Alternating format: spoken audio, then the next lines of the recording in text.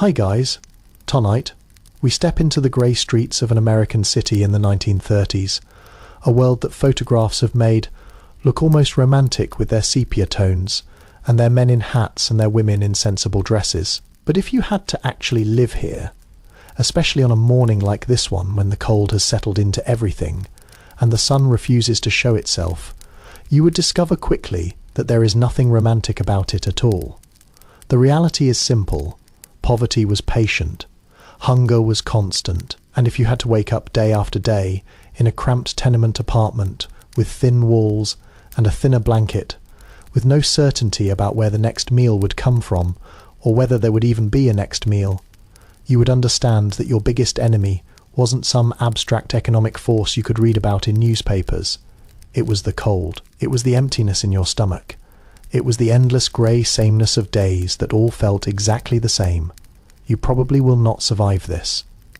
Not because of any single dramatic moment, but because everyday life itself is quietly exhausting, a slow grinding away of hope and strength, and the will to keep going. So before you get comfortable, take a moment to like the video and subscribe.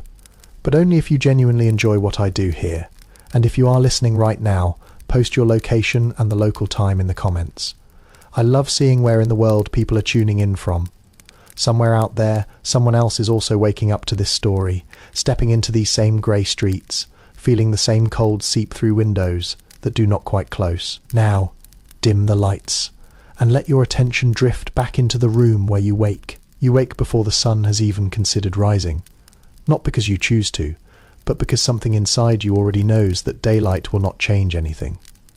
The room is cold, not the kind of cold you notice and forget, but the kind that has settled into your bones overnight, that has been waiting for you to wake, so it can remind you again that you are alive, and that being alive right now means being cold. You lie very still for a moment, not because you are rested, but because moving means committing to another day, and you are not quite ready to make that choice yet. Your body has curled itself inward during the night, knees drawn up toward your chest, arms tucked close, every muscle tensed slightly in an unconscious effort to preserve whatever small amount of warmth your thin blanket has managed to trap. The blanket itself is not really a blanket anymore, not in the way blankets are supposed to be. It is thin in some places from years of use, patched in others with scraps of fabric that do not quite match, and worn so soft in spots that you can almost see through it when you hold it up to what little light there is. But you do not hold it up, you hold it close. You hold it against you because it is all there is between your body and the air that fills this room. Air that smells of frost even though you cannot see your breath. Not yet, not until the light gets a little stronger and the cold reveals itself fully.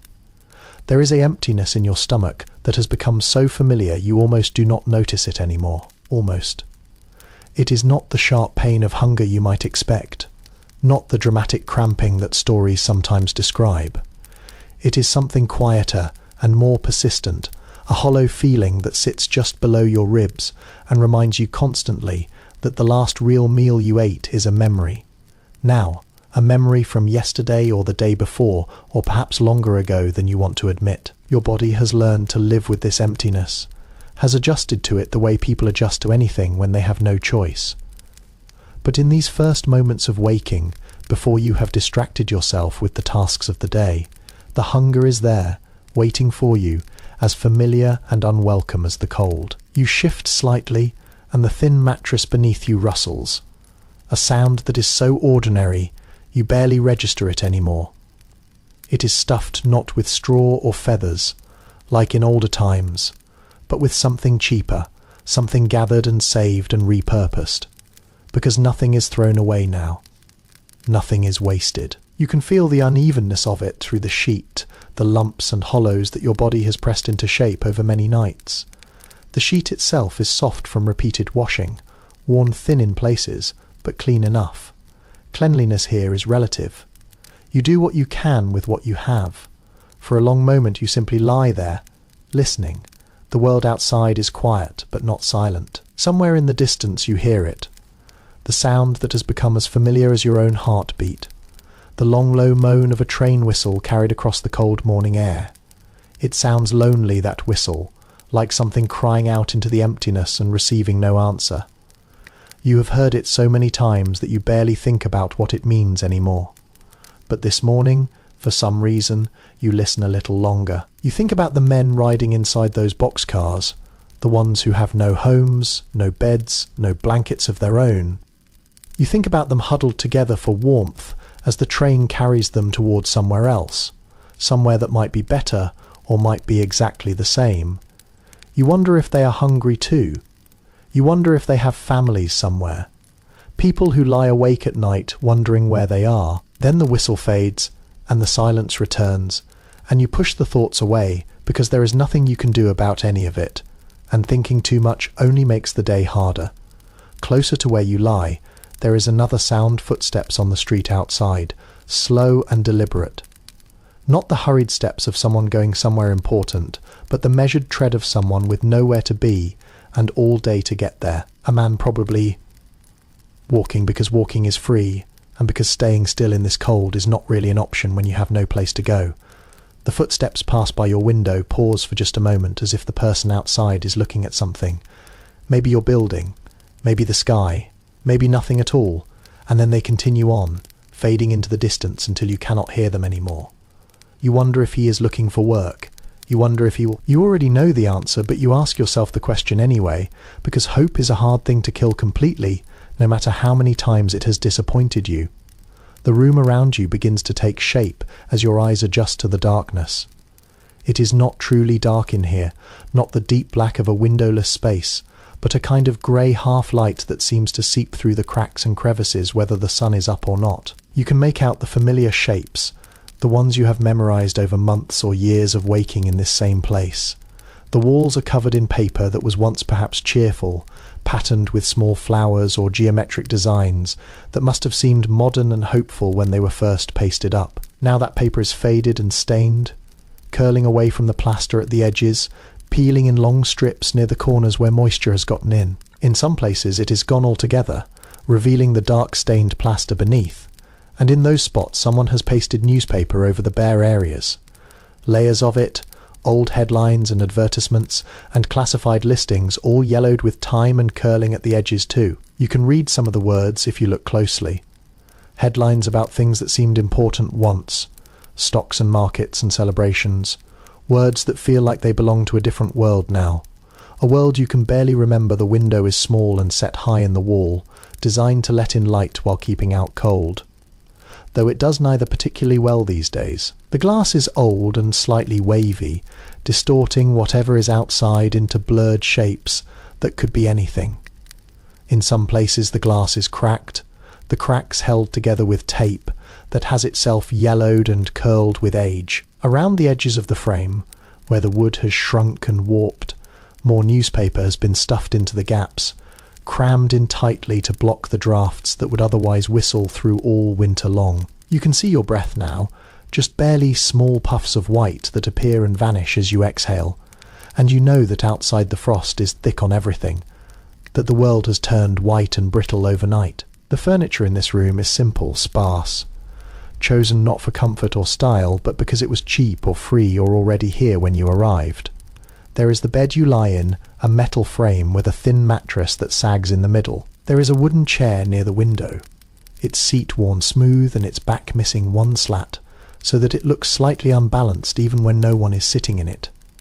There is a small table against one wall, scarred and stained from years of use, holding a kerosene lamp that you light only when absolutely necessary, because kerosene costs money and money is something that does not come easily these days. And there is a wooden crate in the corner, repurposed as a storage chest, containing whatever few possessions you still have, the ones you have not yet been forced to sell or trade for food or rent. The floor beneath you is wood, old and dark, the boards worn smooth in a path from the bed to the door, evidence of countless trips made in darkness so as not to wake anyone.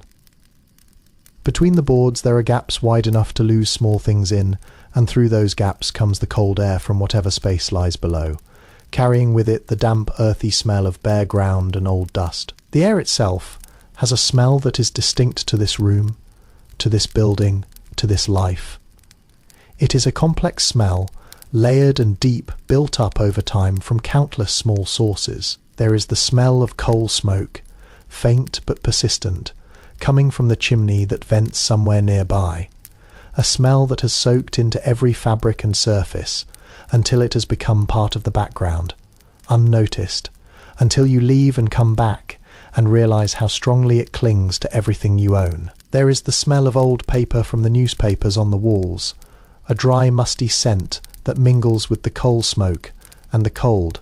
There is the smell of the mattress beneath you, faintly musty itself despite your best efforts to keep it aired out. And there is another smell, sharper and more recent, the smell of last night's dinner, or what passed for dinner, a thin soup made from whatever could be gathered or saved, its odour lingering in the cold air as a reminder that there is no more, that what was eaten is gone, and what comes next is uncertain. You become aware in the stillness of the other people in this room.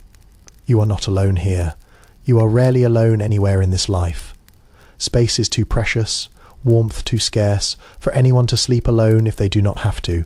Beside you, so close that you can feel the slight warmth radiating from their body, someone else is sleeping. You cannot see them clearly in the dim light, but you know them by their breathing, by the rhythm of it that you have heard so many nights that it has become as familiar as your own heartbeat. It is a slow, steady breathing, the breathing of deep sleep, and it brings you a small measure of comfort even in the cold and the dark. On the other side of the bed, there is another person, smaller, a child perhaps, curled into a tight ball like you were when you woke, seeking warmth in the only way a body knows how. Their breathing is lighter, quicker, and occasionally interrupted by small sounds. A murmur, a sigh, the faintest whimper that might be a dream or might be hunger expressing itself even in sleep. Across the room, in another bed that you cannot see from here, but know is there. Your parents lie sleeping, or perhaps not sleeping. It is hard to tell in the darkness. You hear the sound of your mother coughing, a low rasping cough that she tries to muffle against her pillow, the kind of cough that comes from living in cold rooms and eating too little and worrying too much. She has had that cough for weeks now, months maybe. And there is nothing to be done about it because doctors cost money and medicine costs even more, and besides, what would the medicine cure anyway? It is not a sickness exactly, not the kind that has a name and a treatment. It is the cough of exhaustion, of deprivation, of a body that has been pushed too far for too long and is beginning to show the strain. Your father shifts in the bed.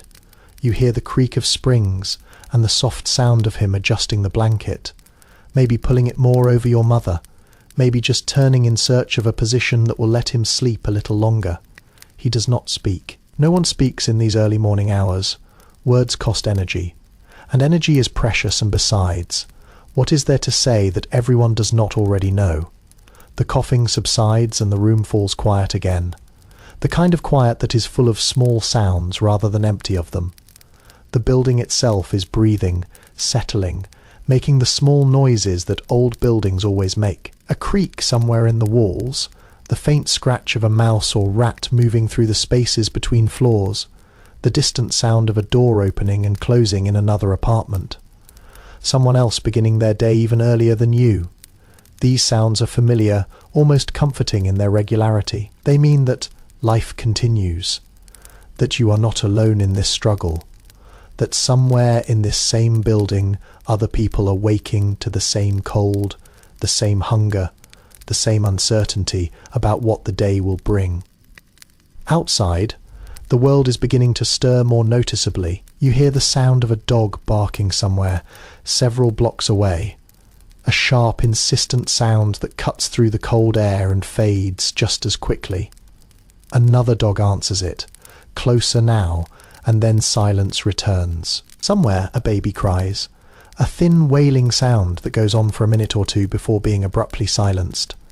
Probably by a mother who knows that noise attracts attention, and attention is not always welcome when you are behind on rent and the landlord has a temper. The crying stops and the silence settles back in. Thicker now, heavier, as if the cold itself is pressing down on everything, muffling sound and movement and hope alike. You listen for the sound that used to mark the beginning of every day, the sound of the factory whistle calling workers to their shifts. It is not there. It has not been there for months. maybe longer. The factory that employed half the people in this neighborhood, the one that sent up black smoke day and night and filled the streets with workers at shift changes.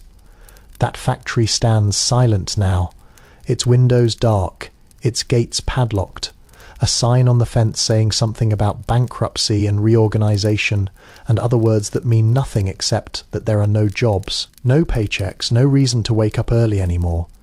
In the old days before everything changed, that whistle would blow at Fayam and the streets would fill with men walking to work, their footsteps a steady rhythm on the pavement, their voices calling out to one another, their lunch pails swinging at their sides. Now the streets are empty at Fayam, except for the ones who have nowhere to go and nowhere to be. The ones who walk, because walking is all they have left.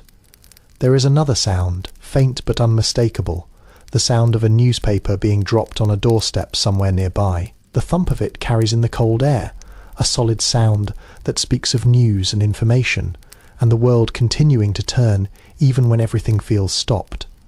The paper boy is making his rounds, delivering the daily chronicle of disaster and hope and politics and sports, all the things that people read about to distract themselves from their own lives. You wonder if your family will have a nickel for a paper today. Probably not. Nickels are for bread, for milk, if there is any milk to be bought, for the rent that is always due and always late, but maybe someone will leave a paper on the stoop, discarded after reading, and you can pick it up later and learn what is happening in the world beyond these four walls. The cold is seeping deeper into your bones now, telling you that you cannot stay here forever, that the day will begin whether you are ready or not. Slowly, reluctantly, you begin the process of getting up. It is not a simple thing, not a single motion like it used to be in the old days, when beds were warm and mornings were something to look forward to. Now it is a series of small negotiations with your body, each movement considered, and first you stretch your legs out slowly, feeling the cold air rush in to fill the space where your body heat had been. Your feet, which have been curled together for warmth, separate reluctantly, and you can feel how cold they are, how the circulation is poor from sleeping in a cramped position. You wiggle your toes, feeling the stiffness, the slight numbness that comes from hours without proper warmth. The floor, when you finally swing your legs over the side of the bed and let your feet dangle for a moment, is a shock. Even through the numbness, even through the anticipation, the cold of it is startling. It is not just cool, not just chilly, but actively cold. The kind of cold that seems to reach up and grab you, that transfers instantly from wood to skin, that makes you pull your feet back up instinctively before you can stop yourself. But you cannot stay here, cannot keep your feet off the floor forever, so you lower them again, slowly, deliberately, and let them rest on the bed. The sensation is sharp and immediate, 1,000 tiny needles of cold piercing the soles of your feet, and you have to resist the urge to lift them again. This is part of it, part of every morning now. This moment of contact between your warm skin and the cold world, and you have learnt to accept it even though you will never get used to it. Your shoes are beside the bed, placed there last night so you would not have to search for them in the dark. They are old shoes, worn shoes, shoes that have been resoled more times than you can count, and are now held together partly by leather and partly by hope. The leather is stiff with cold, unyielding, and you have to work your feet into them carefully, using your fingers to stretch the openings wide enough to admit your toes. The insides are cold too, cold and slightly damp from yesterday's wear, and the sensation of your bare feet sliding into that cold dampness is deeply unpleasant. Another small discomfort to add to the growing list. But the shoes are better than bare feet on the cold floor, better than whatever sharp objects might be hiding in the shadows, better than the splinters and the dirt and the endless cold. So you pull them on and lace them up with fingers that are already stiffening in the morning air. Beside the bed, on the small wooden crate that serves as a nightstand, there's a pile of clothing that you set out last night. It is not much just the same clothes you wore yesterday, and the day before, and the day before that. But you have arranged them in the order you will put them on. A small strategy to make the process faster and less miserable. First, there is the undershirt, thin cotton, that was once white, and is now a faded grey soft from washing, but not warm, never warm enough. You pull it over your head, and the cold fabric touches your skin, and you shiver, a full body shudder that you cannot control. The shirt smells faintly of soap, the harsh lye soap that your mother uses for everything, and beneath that it smells of you, of sweat and sleep, and the particular scent that belongs to your body alone. You pull it down quickly, smoothing it against your skin, trying to trap whatever small amount of heat your body is generating. Next comes the shirt, the one you wear over the undershirt, a flannel shirt that was your father's once, passed down when he lost enough weight that it no longer fit him. It is soft from years of wear, the flannel worn smooth in places, the elbows patched with fabric that does not quite match the original. The buttons are mismatched too, replaced over time, as originals were lost, and one of them is a different colour entirely, but it works, it holds the shirt closed, and that is all that matters. You shrug into it, feeling the familiar weight of it on your shoulders, and begin the slow process of buttoning it, with fingers that are still clumsy with cold. The buttons are small, and the buttonholes are tight, and it takes concentration to get them all aligned. But you have done this so many times that your fingers remember, even when your mind is still half asleep. Over the shirt goes a sweater, if you are lucky enough to have a sweater. This one is wool, or mostly wool, though it has been washed so many times that it is soft rather than scratchy, the fibres matted and pilled from years of use.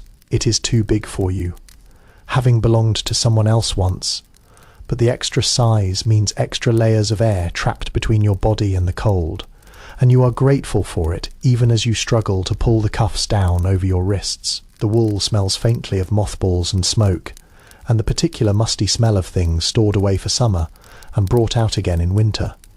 You pull it down over the flannel, adjusting it so that the seams fall where they are least uncomfortable, and already you feel slightly warmer, slightly more prepared to face whatever the day will bring. Last comes the outer layer, a jacket if you have one, a coat if you are fortunate. This one is thin, more of a windbreaker than a proper winter coat, but it is what you have and you are grateful for it. It zips up the front, though the zipper is broken, and you have to fasten it with a safety pin at the top, a pin that you move from coat to coat as needed, a pin that has become as much a part of your morning routine as putting on your shoes. The coat is dark blue, or was once, now faded to a nondescript greyish colour that matches everything else you own. It has a hood, which is good, and pockets, which are essential, and a lining that is torn in one place, so that your hand sometimes goes through into the space between lining and shell when you reach for something. You have learnt to reach carefully. Your feet, now in their shoes, feel the cold floor through the thin soles. The shoes were never meant for winter, never meant for this kind of cold, but they are what you have, and you will wear them until they fall apart completely, and then you will wear something else, or you will go barefoot, because that is how it is now. You stand up fully, feeling the blood rush to your head, feeling the slight dizziness that comes from standing too quickly on an empty stomach. You wait for it to pass, standing still in the middle of the room, and then you take your first step toward the window. The floorboards creak under your weight, a sound you know well, a sound that tells you exactly where to step if you want to move silently. But this morning you are not trying to be silent, not really. Everyone else in this room will be waking soon anyway. We'll be facing the same cold, the same hunger, the same questions about how to get through another day. Your footsteps are not an intrusion, just a signal, a small announcement that the day has begun, and that soon the rest of the household will have to begin it too. At the window you pause, looking out through the cracked and yellowed glass at the world beyond. The street below is empty, grey in the early light, lined with buildings much like this one, tenements and rooming houses and small shops with their windows dark. The sky is overcast, low clouds that threaten snow or rain or simply more grey, more of the same nothing that has been falling from the sky for weeks now. In the distance you can see the smokestacks of the factory, rising above the rooftops like silent monuments to a time when this neighbourhood worked, when there were jobs and wages and reasons to get up in the morning. No smoke rises from them now. They stand empty and cold as everything else. You turn away from the window and face the room again, facing the day. The cold presses against you, waiting patient. Your stomach reminds you again that it is empty, that it has been empty for a long time now. You ignore it as best you can. There is nothing to be done about it yet. Not until the day gets started, not until you figure out where the next meal will come from. That is the question that drives everything. Now, the question that wakes you and walks with you and lies down with you at night. Where will the next meal come from? How will you get through this day? What will you have to do? What will you have to give up? What will you have to endure just to make it to tomorrow? There is no answer yet. There is only the cold and the hunger and the grey light through the window and the sound of your mother beginning to stir in the other bed. Her cough starting up again as she faces her own version of the same questions. The day has begun. It will be long and hard and uncertain, like all the days before it, like all the days that are still to come. But for now, in this moment, you are simply here, standing in the cold, in your patched clothes and your worn shoes, ready or not, to step forward into another ordinary morning in the long grey years that people will someday call the Great Depression. Of course, here is Chapter 2, continuing the immersive narrative of daily life during the Great Depression, written in the requested style and adhering to the specified structure and approximate word count. The cold is still wrapped around you as you turn from the window, but you have learned that standing still only allows it to settle deeper. Movement is the only answer, the only way to push back against the chill that has made its home in every corner of this room. Your first task, the one that must come before anything else, is the fire. Without it, there will be no warmth, no breakfast, no small measure of comfort to carry you through the hours ahead. You cross the room to the small cast-iron stove that squats in the corner like a patient animal, its black surface cold to the touch, its door hanging slightly crooked on hinges that have been repaired more times than anyone remembers. The stove is old, older than you are, older than this building probably, passed down from some previous tenant who left it behind when they moved on to somewhere else, or perhaps when they could no longer afford to move anywhere at all. You open the stove door and peer inside. The ashes from last night's fire are still there, grey and cold, a fine dust that rises slightly when your movement disturbs the air. You reach in with careful fingers and scoop them out, setting them aside in a metal bucket that lives beside the stove for exactly this purpose. The ashes will be saved, of course. Nothing is thrown away here. They will be used later for soap making, or for spreading on icy paths, or for any of the 100 small purposes that people find for things that others would call waste. But for now they are just in the way, just cold grey dust that must be removed before the new fire can begin. Beside the stove, in a wooden box that was once used for something else entirely, there is a small collection of fuel. It is not much, never enough, gathered over days and weeks from whatever sources could be found. There are scraps of wood, some of them painted, some of them plain, remnants of old furniture, or packing crates or construction debris, picked up from alleys and empty lots. There are rolled up newspapers, saved carefully, their pages yellowed and soft, good for kindling if not for reading. There are a few larger pieces, real firewood, bought or traded or scavenged, hoarded for the coldest days like this one. You select a few pieces carefully, judging their size and dryness with an eye that has learned through experience, and arrange them in the stove with the kindling beneath and the smaller pieces on top. Then comes the moment that always carries a small weight of anxiety with it. From a tin on the shelf above the stove, you take out a single match. Just one. The box is nearly empty, has been nearly empty for weeks, and you do not know when there will be money for more. Each match must count, must be used only when absolutely necessary, must be handled with the care that precious things deserve. You hold it between your fingers, feeling its slight weight, the small wooden stem with its dark tip, and you pause for just a moment, making sure everything is ready. Then you strike it against the rough side of the box and it flares into life, a small bright flame that seems impossibly warm, impossibly alive in the cold grey air. You touch the flame to the newspaper, watching as it catches, as the fire spreads across the dry pages with a crackling sound that is deeply satisfying. The paper blackens and curls, the flames leaping upward to touch the wood above, and you close the stove door carefully, leaving it just slightly open to allow air to feed the young fire. Through the small window in the stove door, you can watch it grow, can see the flames licking at the wood, can feel the first faint warmth beginning to radiate from the metal. It is not much yet, just a promise. But it is something, it is the beginning. You stand there for a moment, your hands held out toward the stove, feeling the heat slowly building. The smell of the fire fills the room, that familiar scent of burning wood and paper that has been part of human homes for thousands of years. It mixes with the other smells, the cold and the must, and the faint trace of last night's dinner, and together they create the particular odour of this place, of this life, of these times. You breathe it in without thinking, as you have breathed it in every morning for as long as you can remember.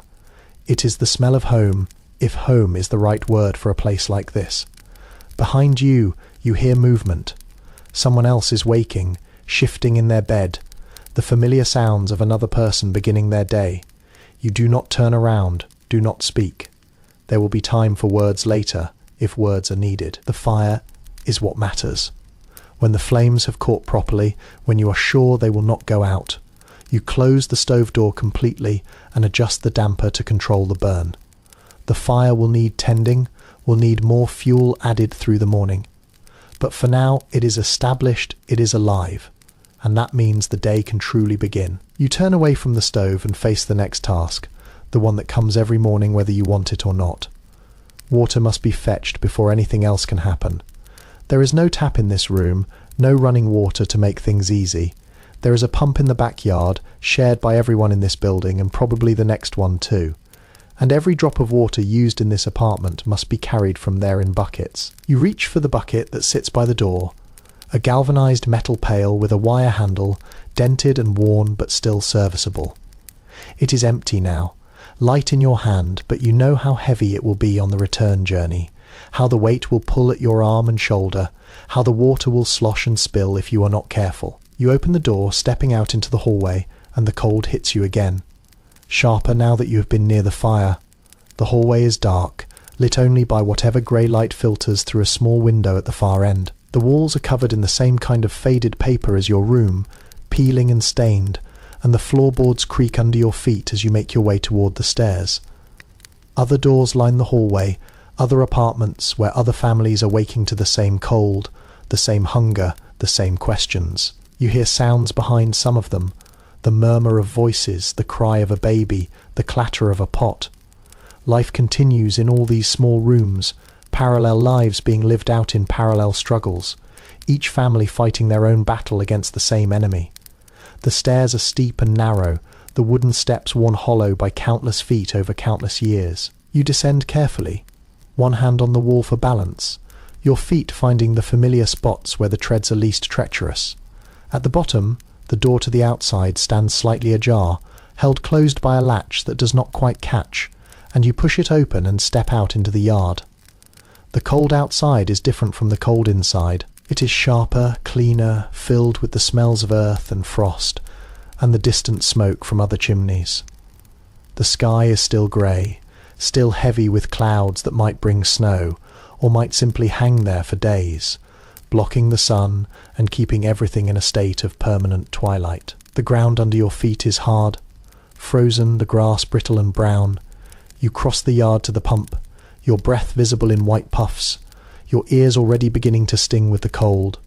The pump is an old thing, its handle worn smooth by generations of hands, its spout coated with a thin layer of ice. You work the handle up and down, hearing the mechanism groan in protest, feeling the resistance as it draws water from somewhere deep below. It takes several pumps before anything happens, before the first trickle appears, and then the water comes in a rush, cold and clear, splashing into the bucket you have positioned beneath the spout. The sound of it is loud in the quiet morning, a ringing splash that seems to echo off the surrounding buildings. You fill the bucket carefully, not quite to the top because you know from experience that a full bucket spills more than a nearly full one, and then you lift it, feeling the familiar strain in your arm and shoulder. The walk back is slower, more careful. The bucket swings at your side, threatening to bump against your leg, and you have to adjust your gait to keep it steady. Water sloshes over the rim occasionally, darkening the frozen ground, and you feel each drop as a small loss. Water that had been carried and now must be carried again. At the door you pause, shifting the bucket to your other hand while you work the latch with frozen fingers, and then you are inside again, climbing the stairs, following the path back to your room. Inside, the fire has done its work. The room is still cold, still far from warm, but there is a difference now, a small pocket of less.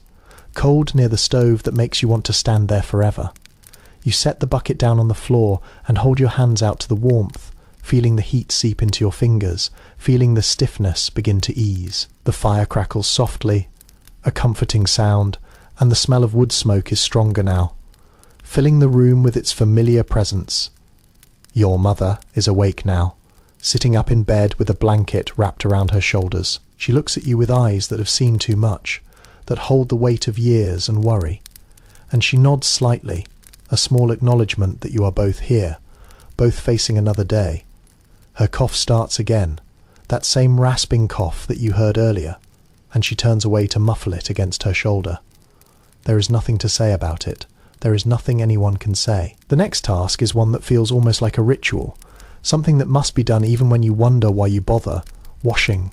In the cold, with limited water and soap that is almost gone, washing becomes less about cleanliness and more about maintaining some small connection to the idea of civilization, to the way things used to be. You pour a small amount of water from the bucket into a basin that sits on the table, just enough to wet your hands and face.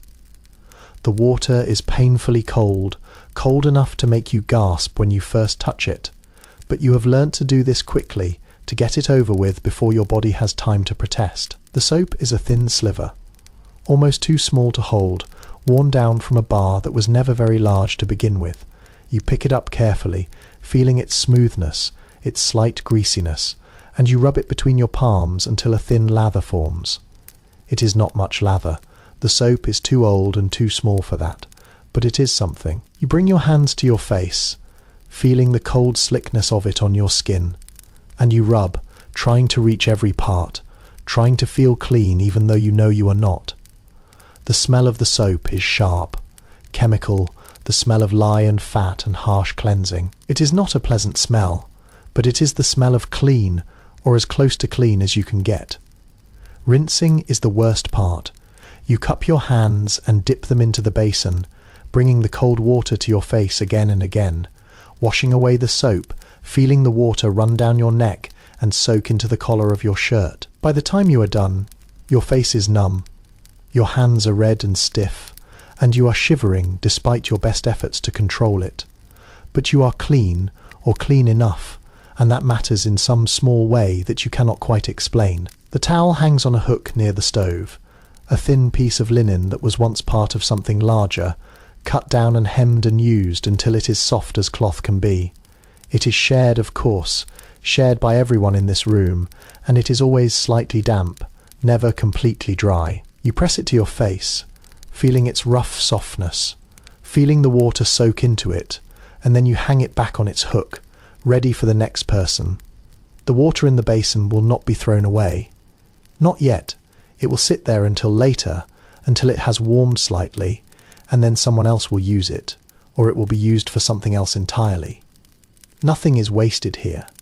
Nothing can be. Your mother rises from the bed now, moving slowly, carefully, as if her body is something she must negotiate with, rather than simply command. She wraps the blanket more tightly around herself and makes her way to the stove, holding out her hands to the warmth just as you did. You step aside to give her room, watching as the heat begins to work on her, as some of the tension leaves her face. She does not speak, but she does not need to. The silence between you is comfortable, familiar, filled with all the things that do not need to be said. Your father is still in bed, or perhaps he is not sleeping. It is hard to tell. He lies on his back, staring at the ceiling, his face blank in a way that you have learned to recognize. He has been like this for weeks now. Ever since the last job ran out, ever since it became clear that there were no more jobs to be had. He still gets up, still goes through the motions of the day, but something in him has gone quiet, has retreated to a place that you cannot reach. You do not blame him. You understand, as much as someone your age can understand, what it costs a man to wake up every morning, with nothing to do, no place to go, no way to provide for the people who depend on him. You look away, giving him whatever privacy the close quarters allow. The children are waking now, your younger brothers and sisters stirring in the bed they share, their voices small and sleepy in the cold air. The youngest one, a girl of perhaps 5 or 6, cries out briefly, a sound that is more complaint than distress, and your mother moves to comfort her, leaning over the bed, speaking in low soothing tones. The crying subsides, replaced by the small sounds of children beginning their day, the rustle of blankets, the shuffle of feet, the whispered questions that children always ask. Is it morning? Is there food? What will we do today? The questions hang in the air unanswered, because there are no answers. Not really. Is there food? That is the question that drives everything. That shapes every decision, that hangs over every moment like a cloud.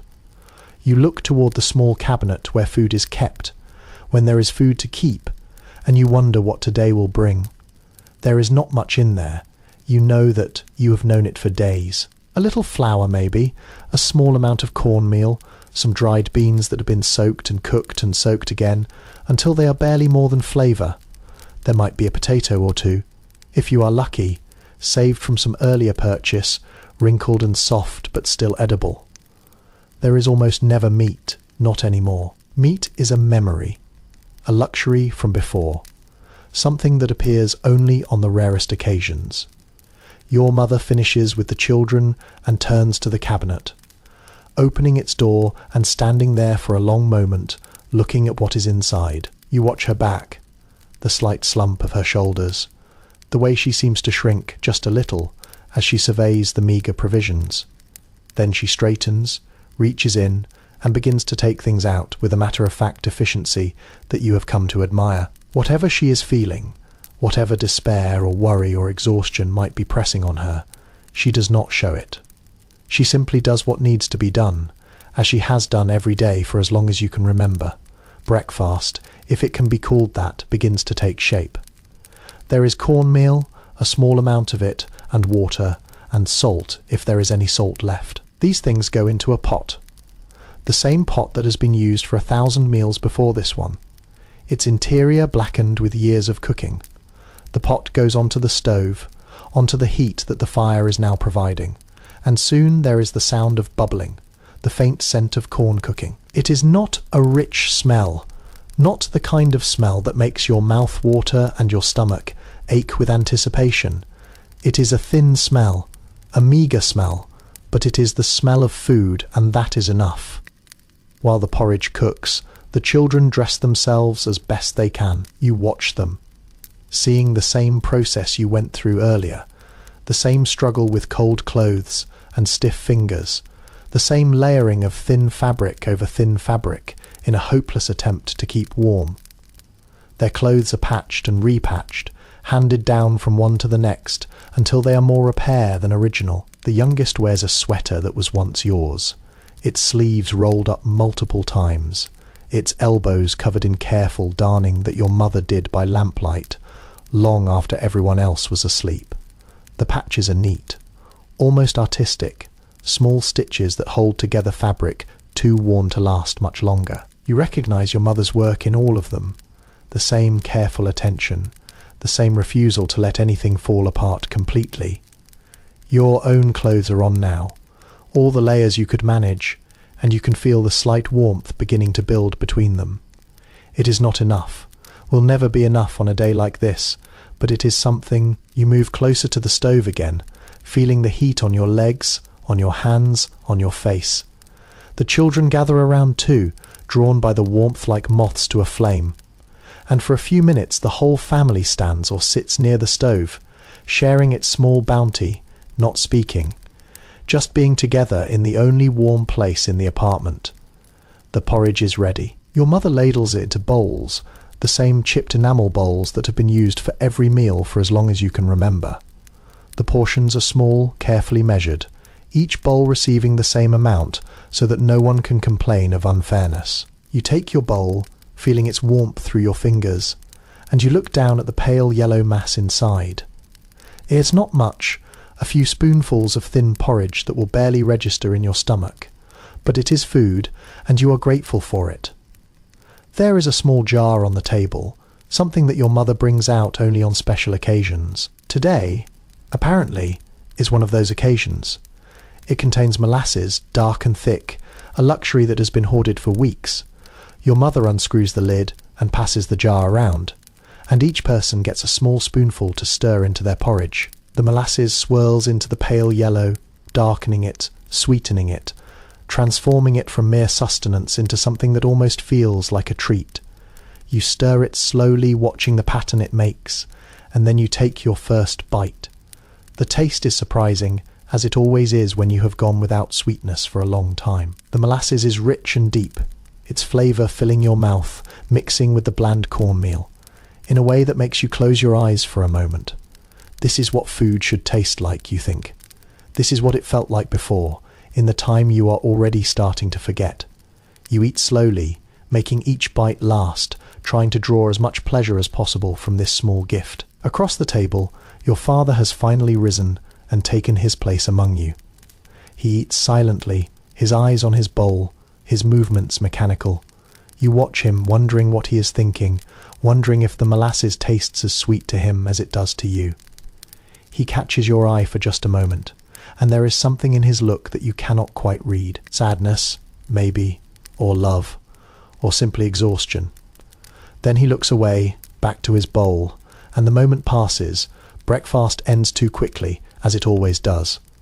The bowls are scraped clean, every last bit of porridge consumed, and then they are set aside to be washed later with the same careful water that will be used for everything else. The molasses jar goes back into the cabinet, to be saved for another day. Another small moment of sweetness in the long grey stretch of ordinary time. No, there is a sound faint at first, then growing louder. It is coming from the small radio that sits on a shelf in the corner, the one possession that your family has held on to through everything. Your father has turned it on, has adjusted the dial through the static and crackle until a voice emerges clear and steady. It is a voice you recognise, a voice that has become as familiar as any in your life, the voice of the man in the White House who speaks to the nation as if he were sitting in your living room. The words wash over you, comforting in their familiarity, even when you do not fully understand them. He talks about the banks, about the programs, about the work that is being done to help people like you. He talks about courage and hope and the American spirit, words that might sound hollow coming from anyone else, but from him somehow feel real. You listen, not because you expect his words to change anything, but because his voice itself is a kind of warmth, a reminder that someone out there knows you exist, knows that you are struggling, and is at least trying to do something about it. The speech ends and the music begins. It is cheerful music, upbeat and lively, the kind of music that makes you want to tap your foot even when you are sitting in a cold room with an empty stomach. Jazz, they call it, or swing, or any of the names that people give to the sounds that fill the airwaves these days. It is music that belongs to a different world, a world of dance halls and speakeasies and people with money in their pockets. But it belongs to you too now, pouring out of this small radio into this small room, filling the space with something that is not cold, not hungry, not desperate. The children respond to it immediately, their bodies moving in small ways, small dances that they do not even know they are doing. The youngest one hums along, a tuneless sound that is somehow perfect, and for a moment the room feels different. The grey light through the window seems less oppressive, the cold less biting, the hunger less sharp. The music does not change anything, not really, but it changes everything. Just for a little while. Your mother begins to move around the room, tidying, preparing for the day ahead. Your father sits by the radio, listening, his face slightly less blank than before. The children continue their small dances, their small songs, and you sit there, in the middle of it all, feeling the warmth from the stove and the warmth from the music, and the strange, complicated warmth of being part of a family that is still together, still fighting, still finding small moments of sweetness in a world that has forgotten how to be sweet.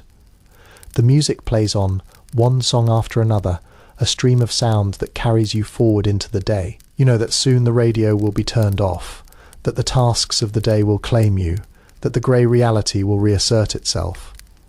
But for now, in this moment, there is music. There is warmth from the stove. There is the memory of molasses on your tongue. There is your family gathered together in this small room, facing another day in the long, strange years that will someday be called the Great Depression. And somehow, impossibly, that is enough. The radio falls silent.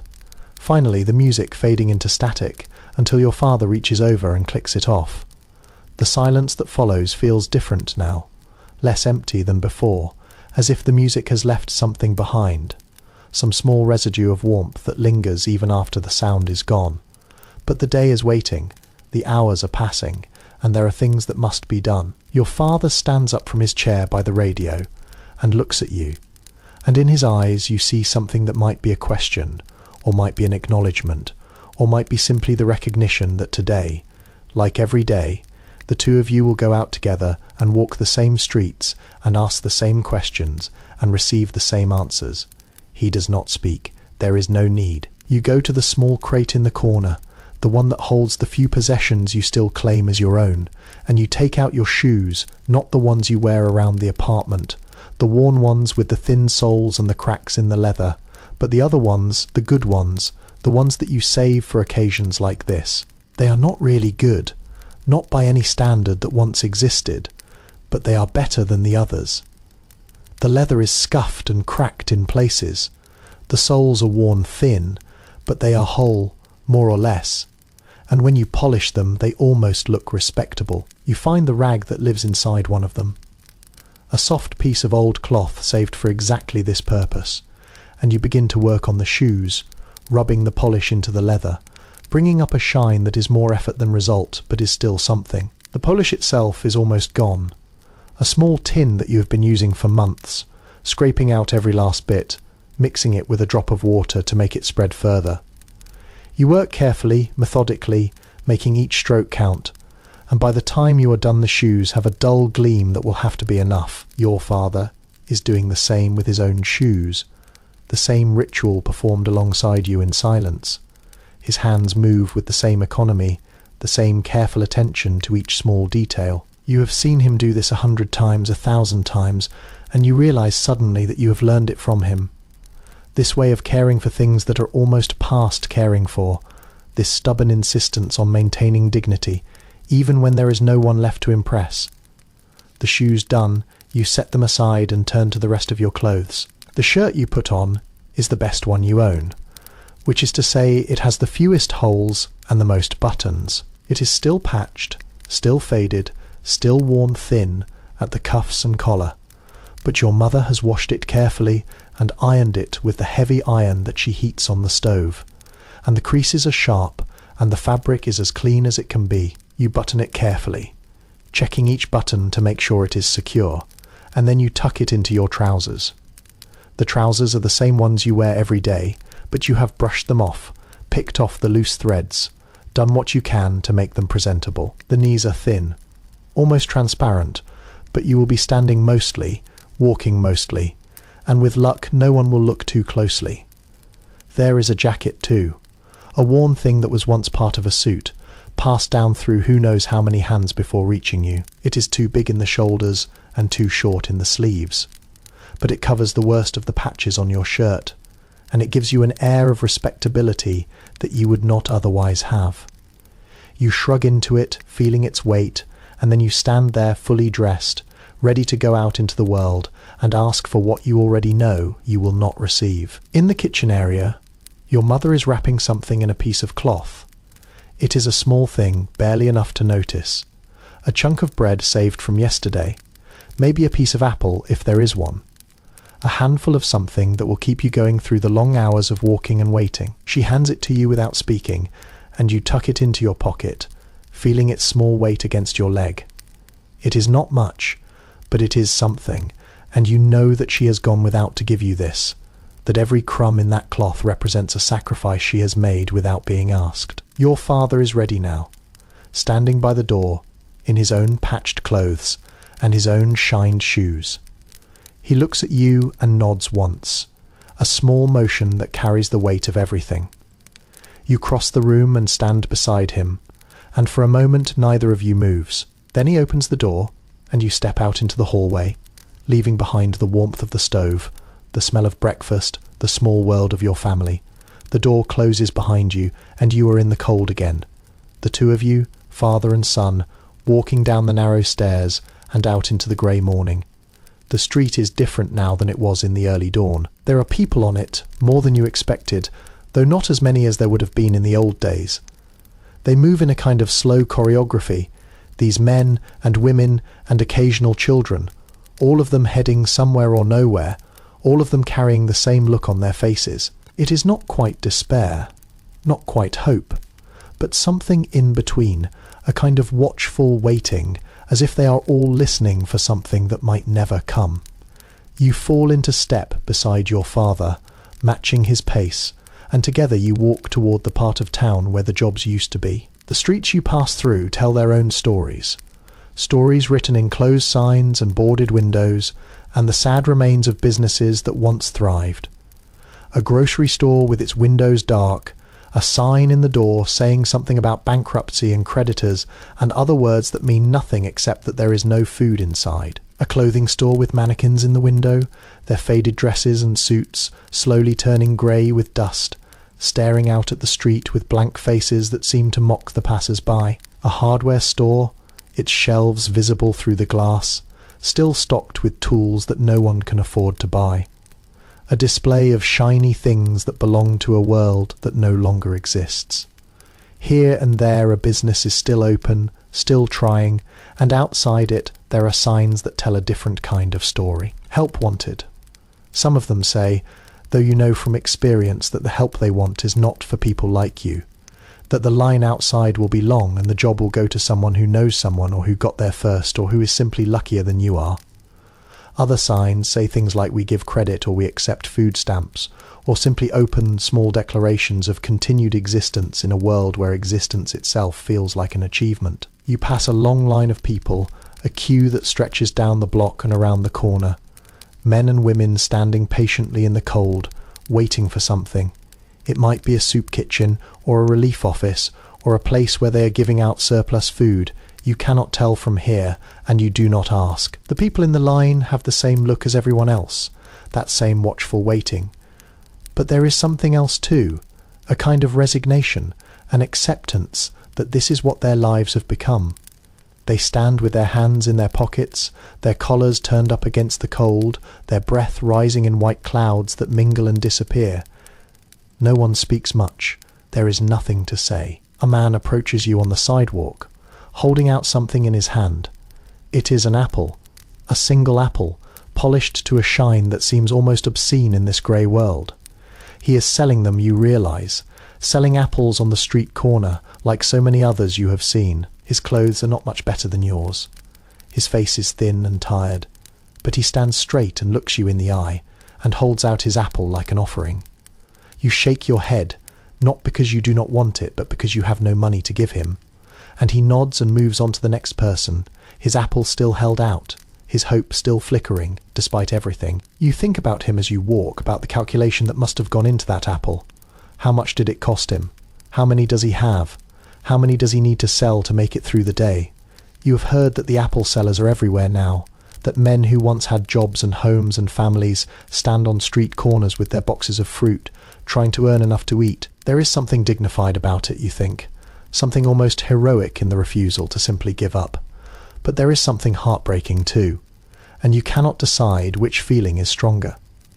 The employment office is in a building that was once something else, a bank maybe, or a department store, its grand facade now faded and streaked with dirt. A line of men stretches from its entrance down the block, a line that you have stood in before, that you will stand in again today.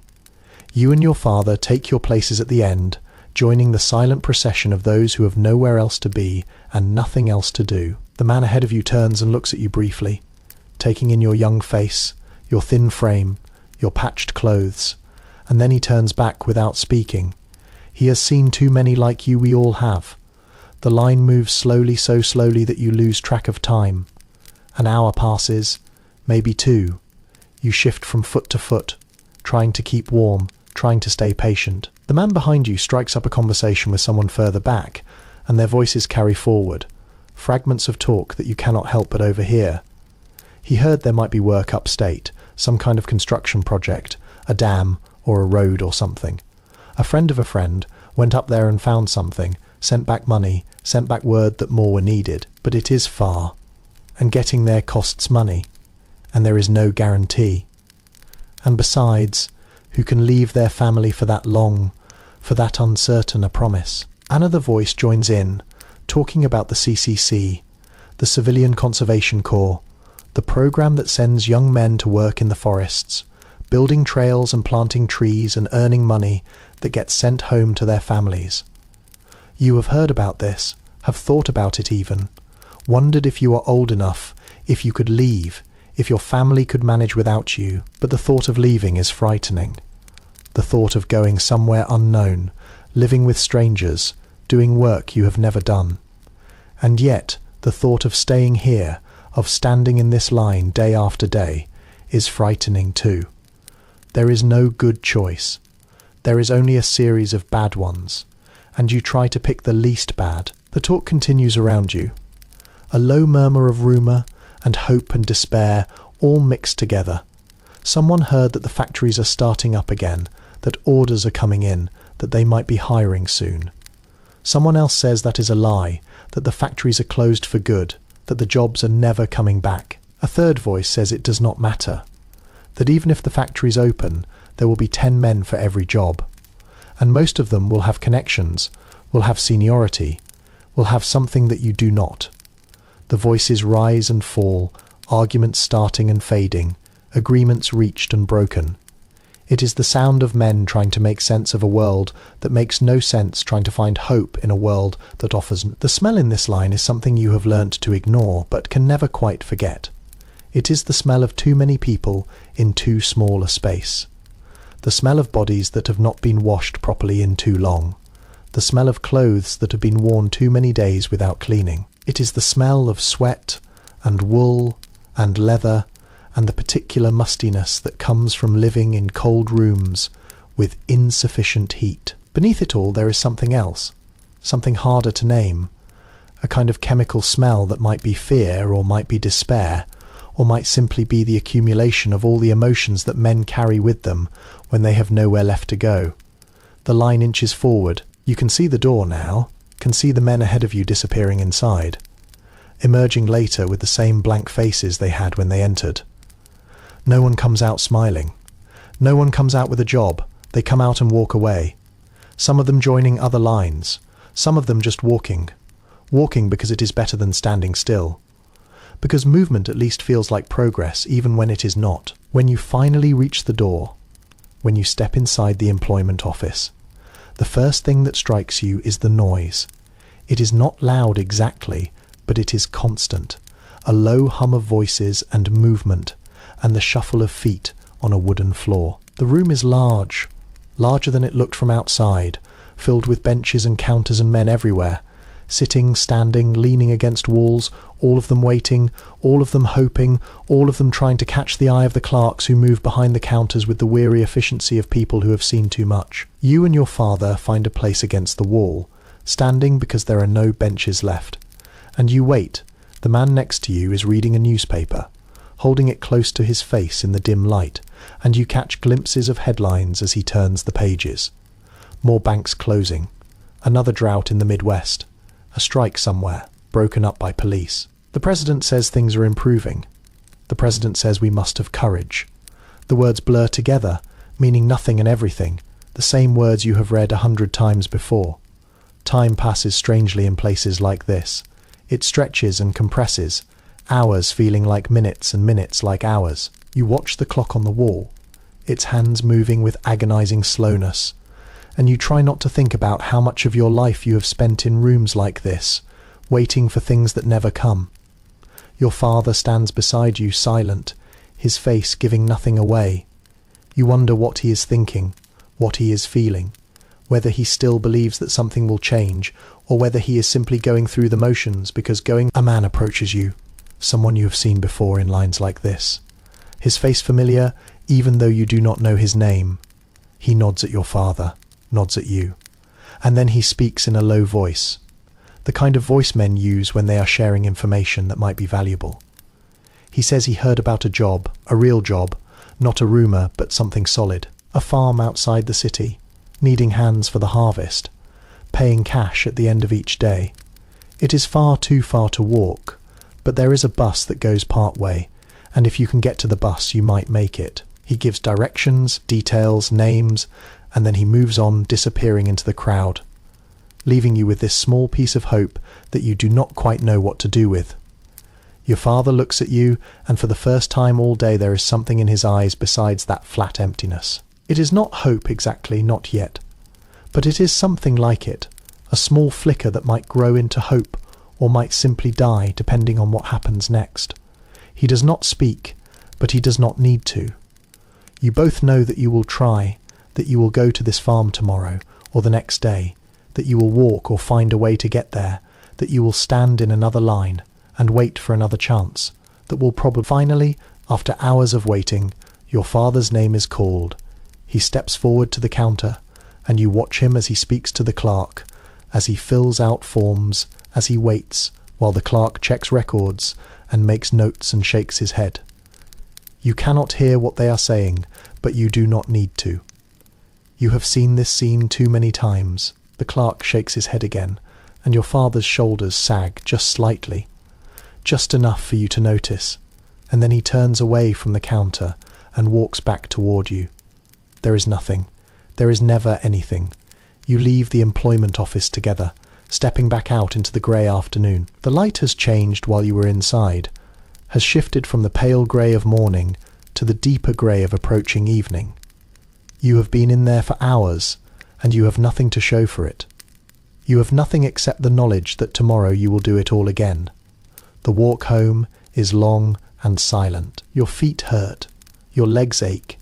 Your stomach reminds you that the small package of food your mother gave you was eaten hours ago and has long since been burned up by walking and waiting and the endless expenditure of energy that simply being alive requires. The streets are emptier now. The lines have dissolved. The apple sellers have gone home or moved to other corners. The closed shops look even sadder in the fading light, their darkened windows reflecting nothing but the grey sky and the grey faces of the people who pass by. You think about the man with the apple, about whether he sold enough to eat today. You think about the rumours you heard in the line, about the farm and the bus and the chance that probably does not exist. You think about your mother at home, waiting, wondering, hoping despite everything that today might have been different. You think about your father beside you, walking with the same steady pace he always walks, carrying the same weight he always carries, never complaining, never giving up, never doing anything except putting one foot in front of the other and continuing on. A train whistle sounds in the distance, the same lonely sound you heard this morning, and you wonder again about the men in the boxcars, about where they are going and whether they will find anything when they get there. It seems impossible that anywhere could be better than here, but you know that is not true. There are places where the sun shines, where crops grow, where factories run, where jobs exist. You have heard about them. You have read about them in the newspapers that line your walls. They are real, those places, even if you have never seen them. The question is how to get there, how to find them, how to be one of the lucky ones who escapes. But you are not lucky. You know that now, have known it for a long time.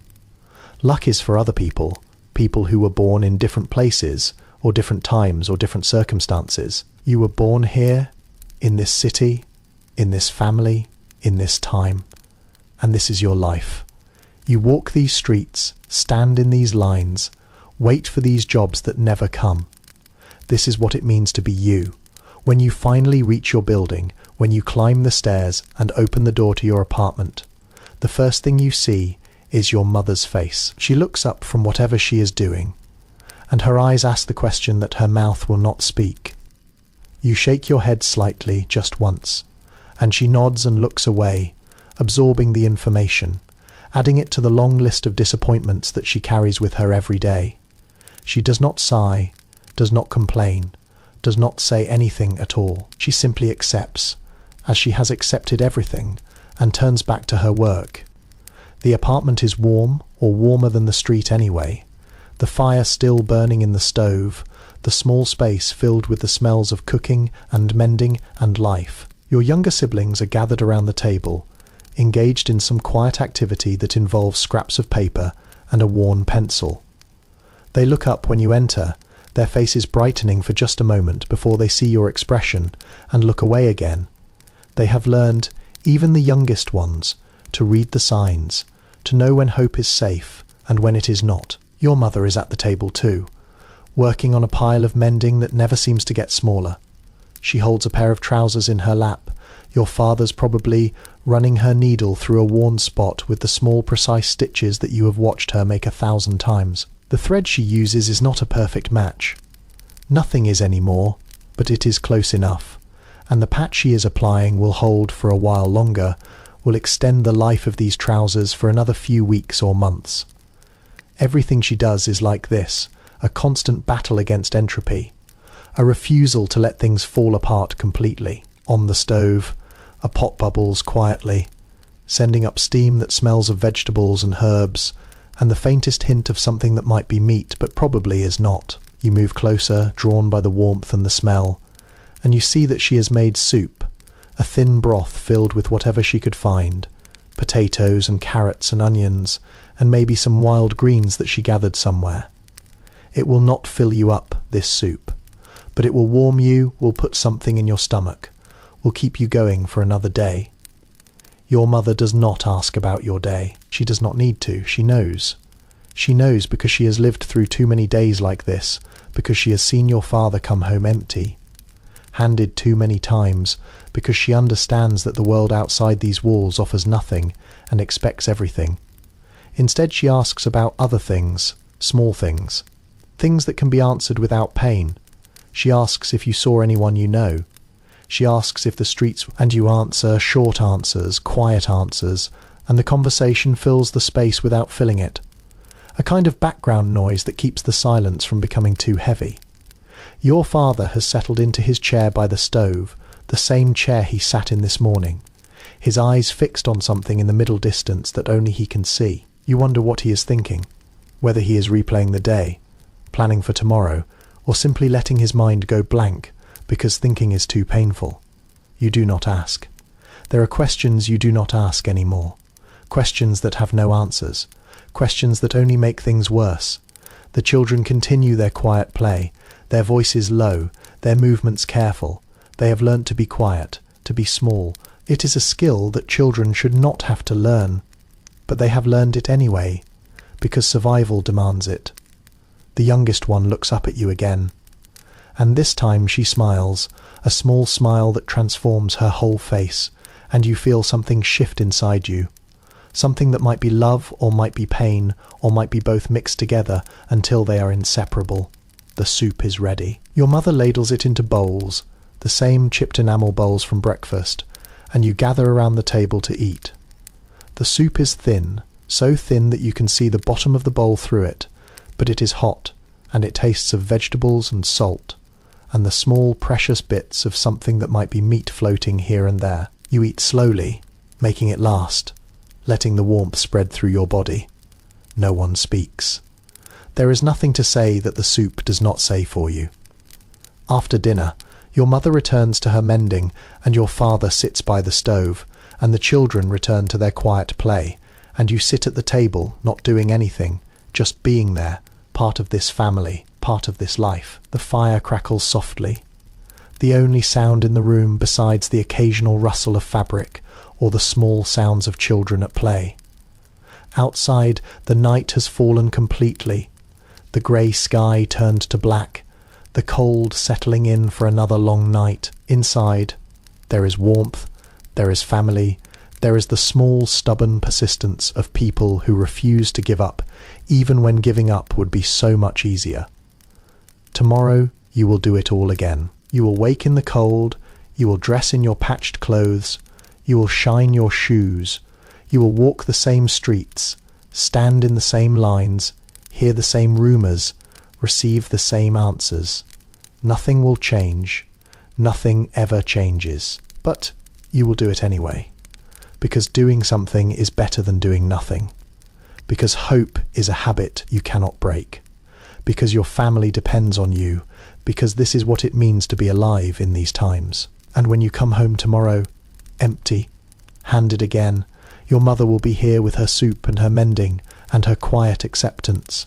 And your father will be here in his chair by the stove, and the children will be here with their quiet play, and you will sit at this table and eat this thin soup and pretend that tomorrow might be different. And maybe, against all reason, against all evidence, against everything you know to be true, maybe it will be the soup kitchen is in a building that used to be something else, a church maybe, or a school, its high windows letting in the grey midday light that falls across the long tables and the benches and the faces of the people who wait. You have been here before many times, and the routine is familiar now, as familiar as the walk here, as familiar as the line that forms outside the door hours before the food is served. Today you are in that line again, standing with your father and 100 others, all of you waiting for the same thing, all of you trying not to look at one another too directly, because looking means acknowledging what you have become, and none of you want to do that. The line moves slowly, the way lines always move, a shuffle forward every few minutes, a pause, another shuffle. You have learned to be patient, have learned that impatience changes nothing, that the food will come when it comes and not before. The man in front of you is reading a newspaper that someone has given him, holding it close to his face, his lips moving slightly as he reads. You catch glimpses of the headlines, the same headlines you have seen before, the same words about recovery and hope, and the long, slow process of getting back. The man finishes a page and folds it back, and for a moment he meets your eyes, and there is something in his look that might be recognition, or might be simply the acknowledgement that you are both here, both in this line, both waiting for the same thing. The smell reaches you before you reach the door, a thick, heavy smell that is part of this place as much as the walls and the floor and the faces. It is the smell of soup, of course, but not soup as you once knew it, not the rich, fragrant soup that your mother used to make in the old days.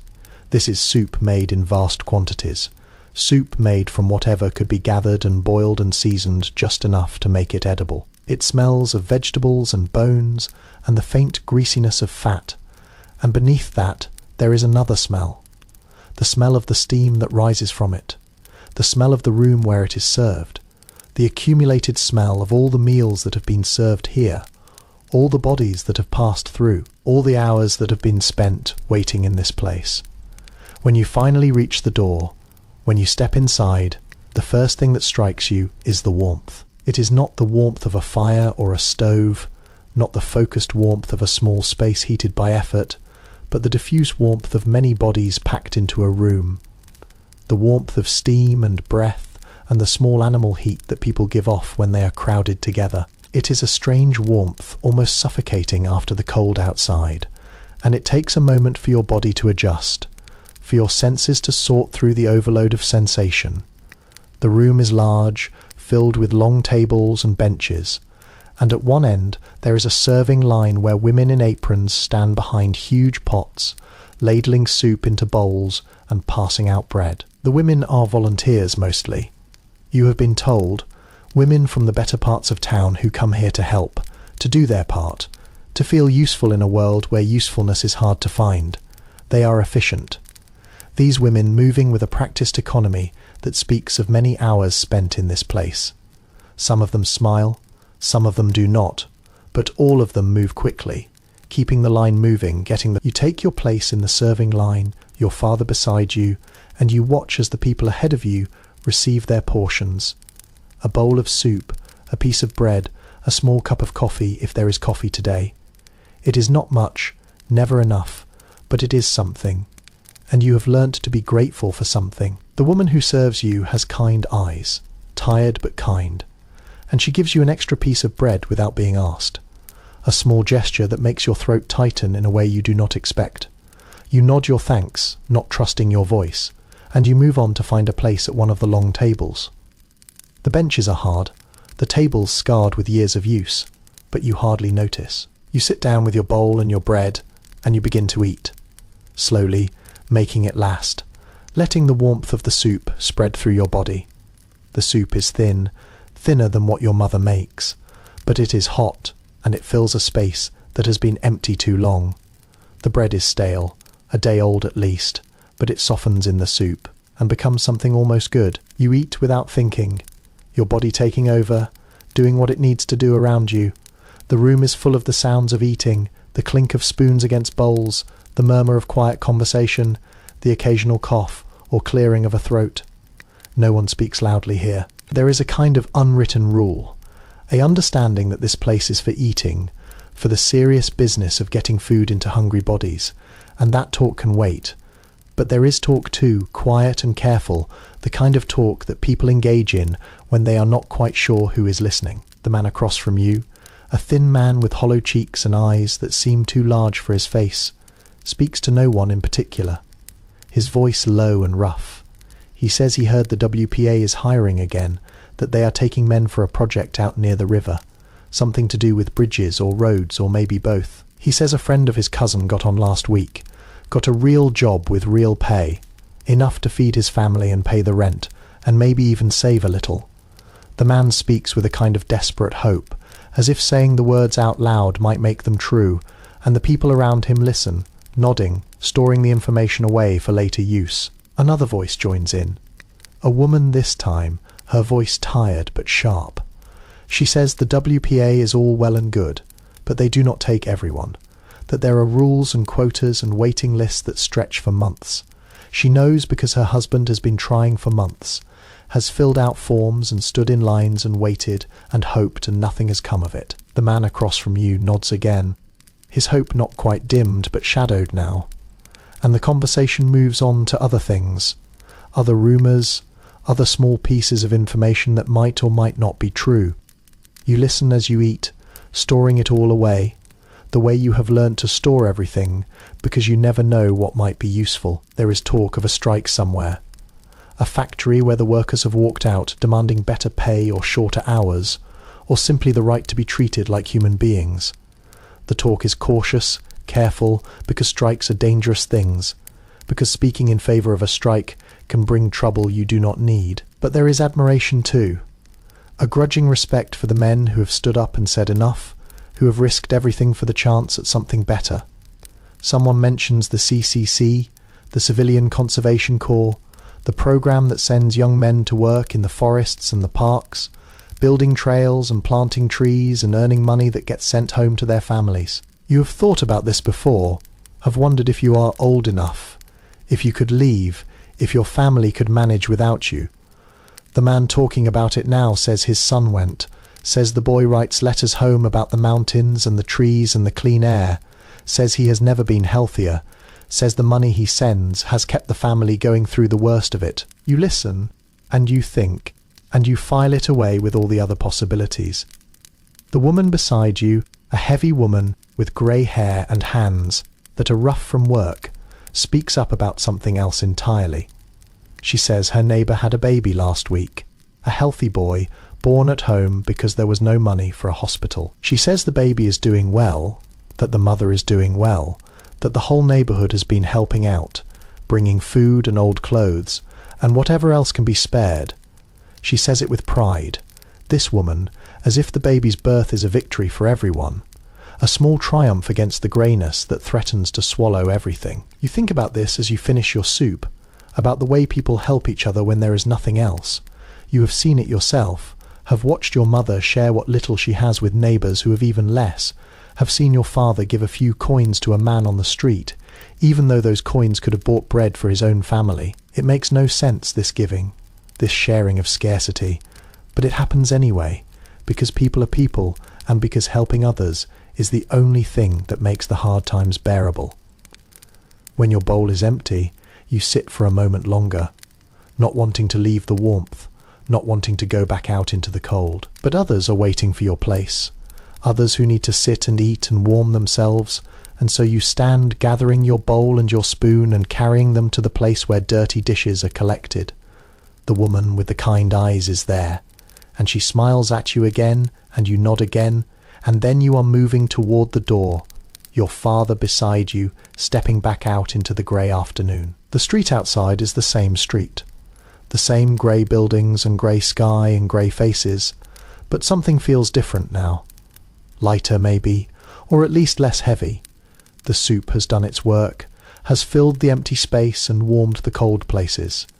And for a little while you can walk without thinking about hunger. You and your father walk together, not speaking, just walking, heading back toward your neighborhood, toward the small apartment that is home. On the way, you pass a vacant lot that has been turned into something else, something you have seen before but never really noticed. There are small patches of vegetables growing there, neat rows of beans and carrots and something leafy that might be lettuce or spinach. An old man is working the soil, his movements slow and careful, his face peaceful in a way that few faces are these days. He looks up as you pass and nods, and you nod back, and you keep walking. You have heard about these gardens, about the way people are using empty lots to grow food, about the way neighbours share seeds and tools and advice, about the small harvests that supplement the thin rations from the soup kitchens and the relief offices. It is another kind of hudru, another way that people find to survive, to hold on, to keep going when everything seems designed to stop them. You think about it as you walk, about whether there is space somewhere near your building, about whether you could help, about whether a garden might be the difference between getting through and not. When you reach your building, you do not go inside right away. Instead, you stand for a moment in the street, looking up at the windows, at the faded curtains, and the peeling paint, and the small signs of life that show through despite everything.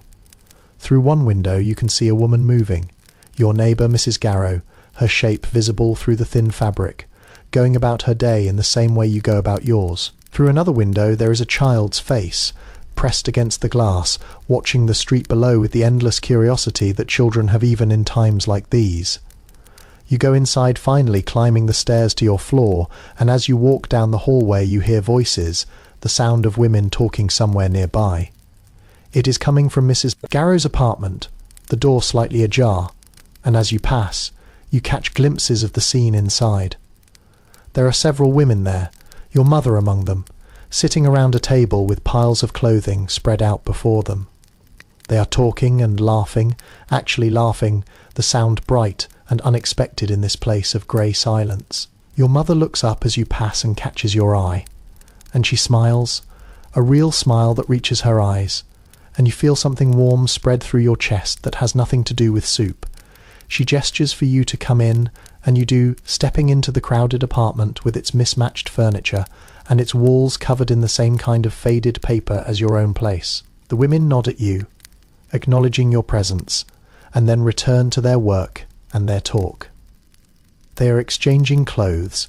You realise sorting through piles of garments, setting aside things that might fit someone else, things that can be mended or altered, or simply passed along. Mrs. Garrow holds up a small dress, faded but whole, and asks if anyone knows a child who could use it. Your mother nods, thinking of your youngest sister, and the dress is set aside. Another woman produces a pair of shoes, too small for her own son, and they are added to the pile of things that will find new homes, new lives, new chances to be useful. There is a basket on the table too, filled with vegetables, the same kind of vegetables you saw growing in the vacant lot. Mrs. Garrow explains that her husband has been working on a garden, that they have more than they can use, that she wants to share. Your mother adds some onions from a small bag she brought, and another woman adds potatoes, and soon the basket is full of food that will feed several families for several days. It is not much, not by the standards of the old days, but it is something, and something is more than nothing. The talk continues as the women work, a stream of conversation that covers everything and nothing. Someone's son, someone's daughter is expecting, another baby to feed in a world where feeding is hard. Someone's husband is sick. Nothing serious, but enough to worry about, enough to add to the endless list of things that cause worry. The women listen and nod, and offer what comfort they can, small words and small gestures that mean more than they seem to mean. You sit on a crate in the corner, not really part of the conversation, but not excluded from it either, and you watch and listen and learn. This is how it works, you realise. This is how people survive, not through grand gestures or dramatic rescues, but through small things, through shared vegetables and handed down clothes, and the simple act of sitting together in a room and talking. It is not much, but it is everything. After a while, your mother stands and gathers the things that have been set aside for your family, the dress for your sister, a pair of trousers that might fit your brother with some alteration, a small bag of vegetables to add to tonight's soup. She thanks Mrs. Garrow, thanks the other women, and then she is ready to go. You follow her out of the apartment and down the hallway to your own door, and as you step inside you feel something that might be hope, or might be simply the warmth of knowing that you are not alone. Inside, the apartment is quiet, the children playing in their corner, your father sitting in his chair by the stove. Your mother sets down her bundles and begins to sort through them. Already planning the alterations she will make, already imagining how the dress will look on your sister, how the trousers can be cut down to fit. She is humming, you realise. A small tune that you half recognise, something from the radio maybe, something that has lodged in her mind and found its way out. The children notice the new things immediately, clustering around, their eyes bright with curiosity. Your youngest sister reaches for the dress, holding it up against herself, her face transformed by a smile that seems to light up the whole room. Your mother watches her, and there are tears in her eyes, tears that she blinks away quickly, tears that you pretend not to see. This is how it is, you think. This is how we go on. The afternoon passes slowly, the grey light through the windows shifting imperceptibly toward the deeper grey of evening. Your mother works on her mending, your father sits by the stove, the children play with their scraps and their imagination, and you sit at the table, not doing anything, just being there. It is peaceful in a way, this quiet time, this lull between the morning's struggles and the evening's uncertainties. For a little while, nothing is required of you except to be present. The children's game evolves, as children's games do, from something simple into something complex that only they understand. They have found a piece of rope somewhere, and they are using it to tie things, to create boundaries, to build imaginary worlds that exist alongside the real one. The youngest one has a toy that is not really a toy, a piece of wood worn smooth by handling that she treats as if it were the most precious thing in the world. She talks to it, sings to it, carries it everywhere, and you watch her with a kind of wonder at the way children can create joy from nothing. Outside, you hear the sound of other children, their voices rising and falling in the rhythm of play. You move to the window and look down, and there they are, a small group of kids in the empty lot next door, running and shouting and throwing something that might be a ball or might be just a bundle of rags tied together. They are playing some game, some made Jan-up thing with rules that shift and change as the game goes on, and they are laughing. Actually laughing, the sound carrying up to your window like a gift. You watch them for a long time.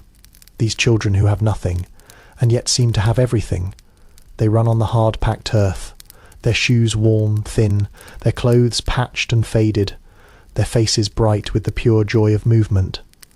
They chase each other, fall down, get up again, chase some more, they shout and argue, and make up and shout again. They are alive in a way that adults have forgotten how to be, alive and present, and utterly absorbed in the moment. One of them, a boy about your brother's age, has found something in the lot, a piece of scrap metal bent into a rough circle, and he is rolling it along the ground with a stick, running after it, guiding it through obstacles with intense concentration. It is a game you recognise, a game that children have played for generations, a game that requires nothing but imagination and a willingness to run.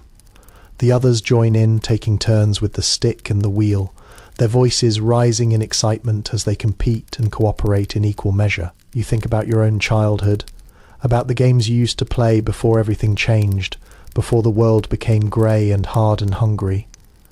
You remember running through these same streets, playing with friends who have since moved away or disappeared into the vast machinery of poverty and displacement. You remember laughter, real laughter, the kind that comes from deep in the belly and leaves you breathless. You wonder if those children will have memories like that, if they will look back on these days and remember not the hunger and the cold, but the games, the friends, the moments of pure joy that somehow survived, despite everything. The light is fading now, the grey deepening toward darkness, and the children below begin to disperse, called home by parents who need them for evening chores, or simply worried by the approach of night. The lot empties, The voices fade, and you are left with the silence and the memory of their play. You turn away from the window and look back at your own family, your mother still sewing, your father still sitting, your siblings still absorbed in their quiet games. This is your life. These are your people. This is the world you inhabit. Your mother looks up and catches your eye again, and this time her smile is softer, sadder, full of things that cannot be said. She knows what you were watching, knows what you were thinking, knows the weight of memories that you carry.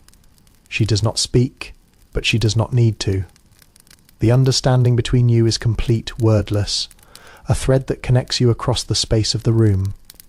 The evening meal will come soon, the thin soup thickened with the vegetables from Mrs. Garrow, stretched to feed as many as possible. Your father will sit at the table and eat with the rest of you, and then he will return to his chair by the stove, and your mother will continue her mending, and the children will play until they are sent to bed, and you will sit with them all.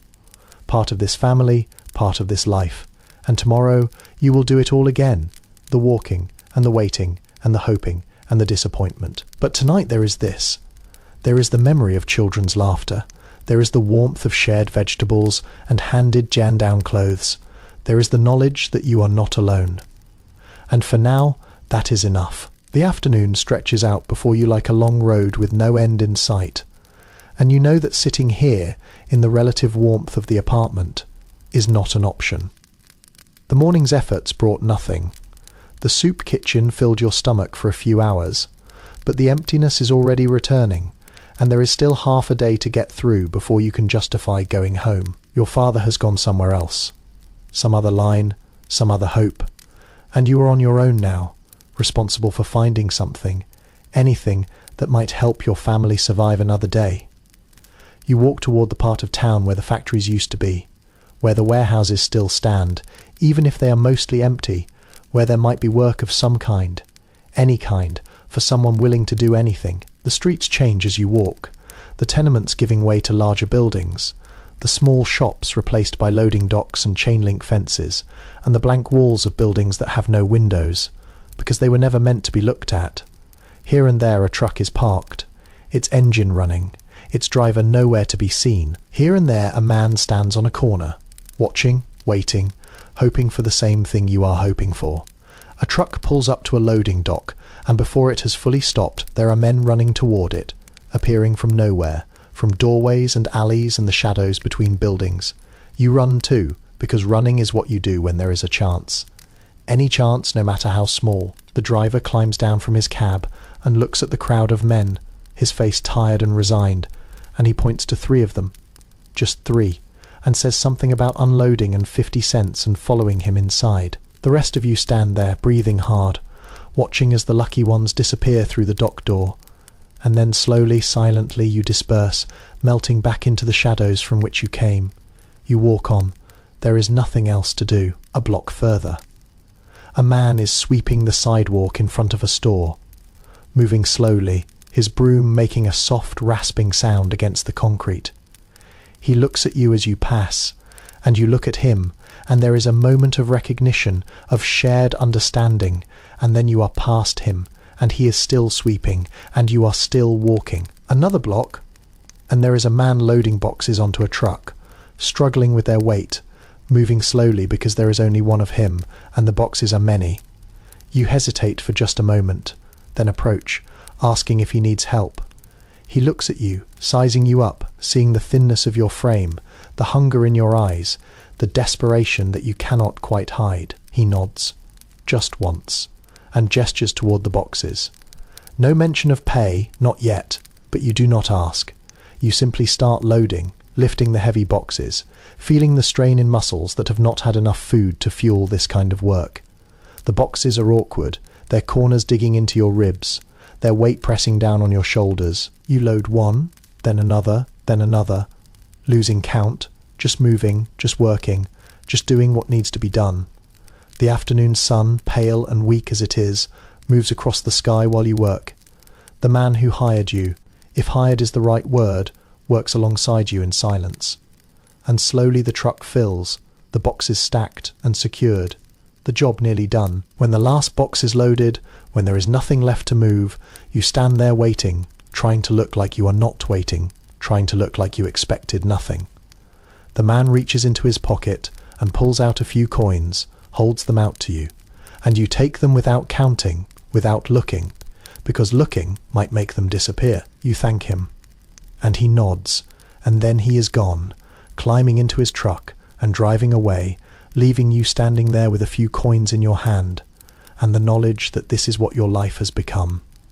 The coins are not much, barely enough for a loaf of bread, but they are something, and something is better than nothing. You put them in your pocket, feeling their small weight against your leg, and you walk on, because the day is not over yet, because there might be more work somewhere, because you cannot afford to stop. The streets lead you eventually to the edge of town, to the place where the buildings give way to open land, where the factories and warehouses are replaced by empty lots, and the slow decay of things that have been abandoned. There is a dump here, a place where the city's refuse is piled and sorted, and sometimes burned. And there are people here too, moving among the piles like ghosts, looking for something, anything, that might be useful. You have been here before, though you try not to think about it. The smell hits you first. The overwhelming stench of rot and decay, and the chemical sharpness of things that should not be burned. It is a smell that clings to your clothes and your hair and your skin, that follows you home and settles into your dreams. You breathe through your mouth, trying to minimize it, and you step forward into the landscape of waste. The other scavengers do not look at you. They are intent on their work, their eyes scanning the piles, their hands reaching and sorting and tucking things away. Some of them have bags or carts, some just their pockets and their arms. You move among them, becoming one of them, your eyes learning to see what might be valuable among the endless trash. Coal first. There are always bits of coal that did not burn completely, that were thrown out with the ashes, that can be gathered and burned again. You spot a pile of ash and sift through it with your hands, feeling the grit and the sharp edges, pulling out the black chunks that still hold the promise of heat. They go into a bag you have brought, a flour sack that once held food and now holds the means to cook it. Scrap metal next. Iron and steel, copper, if you are lucky, brass if you are very lucky. You spot a piece of pipe, bent and rusted, but still metal, and you add it to your bag. A broken tool, its handle gone, but its head still solid. A length of wire, coiled and tangled, that might be useful for 100 things. Each piece goes into the bag, adding weight, adding value, adding to the slow accumulation of things that might be sold or traded or used. There is a special kind of alertness that comes with scavenging, a constant scanning of the environment, awareness of the other scavengers and their movements, a sensitivity to the sounds of trucks or men in uniforms who might tell you to leave. You are always watching, always listening, always ready to move or hide or simply disappear. It is exhausting, this vigilance, but you cannot afford to relax. There is too much at stake. A woman near you finds something, a child's shoe scuffed but whole, and she holds it up with a look of triumph, tucking it into her bag with the care of someone handling treasure. For her, it is treasure. For her, that shoe means a child's feet will be warm tonight, or it means something to trade, or it simply means that the day was not wasted. You understand her triumph, share it even though you do not know her, because you have felt it yourself, that small victory in the midst of so much loss. You find something too, a piece of fabric, a remnant of something that might have been a curtain or a dress, large enough to be useful, clean enough to be washed. It joins the coal and the metal in your bag, and you move on, deeper into the dump, your eyes never stopping their search. The afternoon wears on, the light beginning its slow fade toward evening. Your bag is heavy now, full of the small treasures that others have thrown away. You have coal enough for several days, metal enough to sell for a few more coins, fabric enough for your mother to make something useful. It is not much, not by any standard, but it is something, and you are tired and dirty and ready to go home. But you cannot go home yet, not quite. There is one more place to check, one more hope to pursue. You have heard that sometimes, if you are lucky, you can find food in the dump, food that stores have thrown out because it is past its date, or slightly damaged, or simply not perfect enough to sell. It is a dangerous game, this scavenging for food, because you never know what might be spoiled, what might make you sick, what might have been thrown away for a reason. But hunger makes you brave, or foolish, or simply desperate. And you look anyway, you find a crate of vegetables, half rotten, but with some good ones if you dig deep enough. You find a loaf of bread, stale but not mouldy, hard but not inedible. You find a tin of something, dented but sealed, that might be soup or beans or vegetables. You cannot tell without opening it. These things go into your bag too, carefully, so they are not crushed by the metal and the coal. They will feed your family tonight, stretch the thin soup, fill the empty spaces for a few more hours. As you turn to leave, you see something that stops you cold.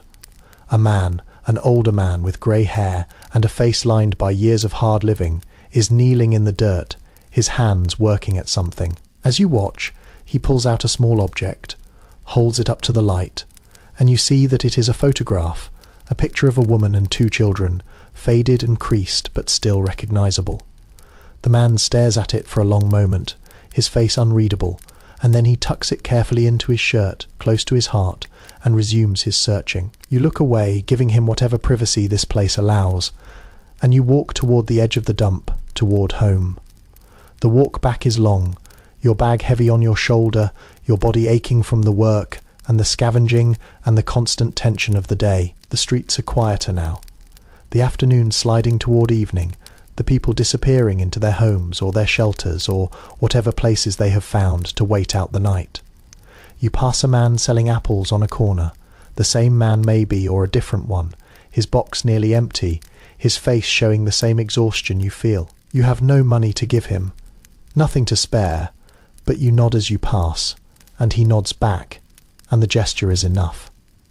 When you finally reach your building, when you climb the stairs and open the door to your apartment, the first thing you notice is the smell. Not the smell of the dump, which clings to you despite your best efforts, but the smell of something cooking, something that might almost be good.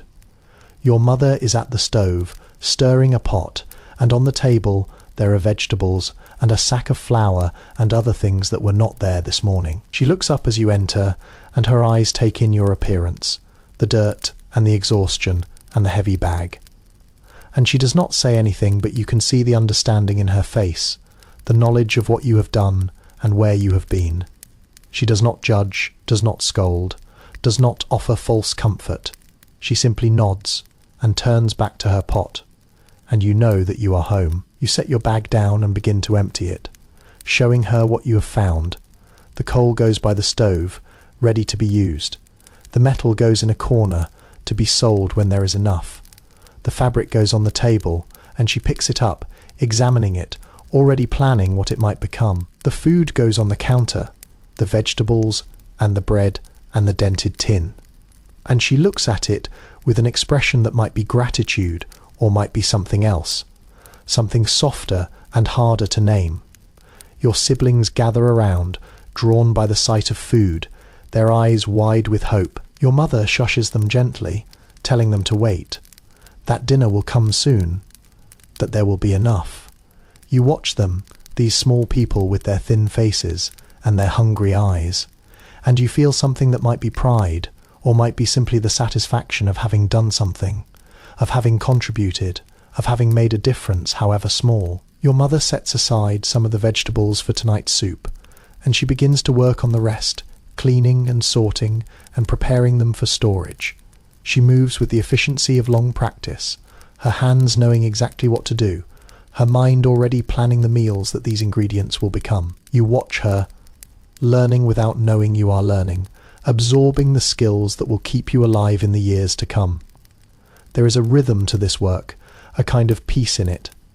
And for a while, you simply sit and watch, letting the tension of the day slowly drain away. The fire crackles in the stove, the soup bubbles quietly. Your mother's hands move in their endless dance of survival. Outside, the light continues to fade, the grey deepening toward black, the cold settling in for another night.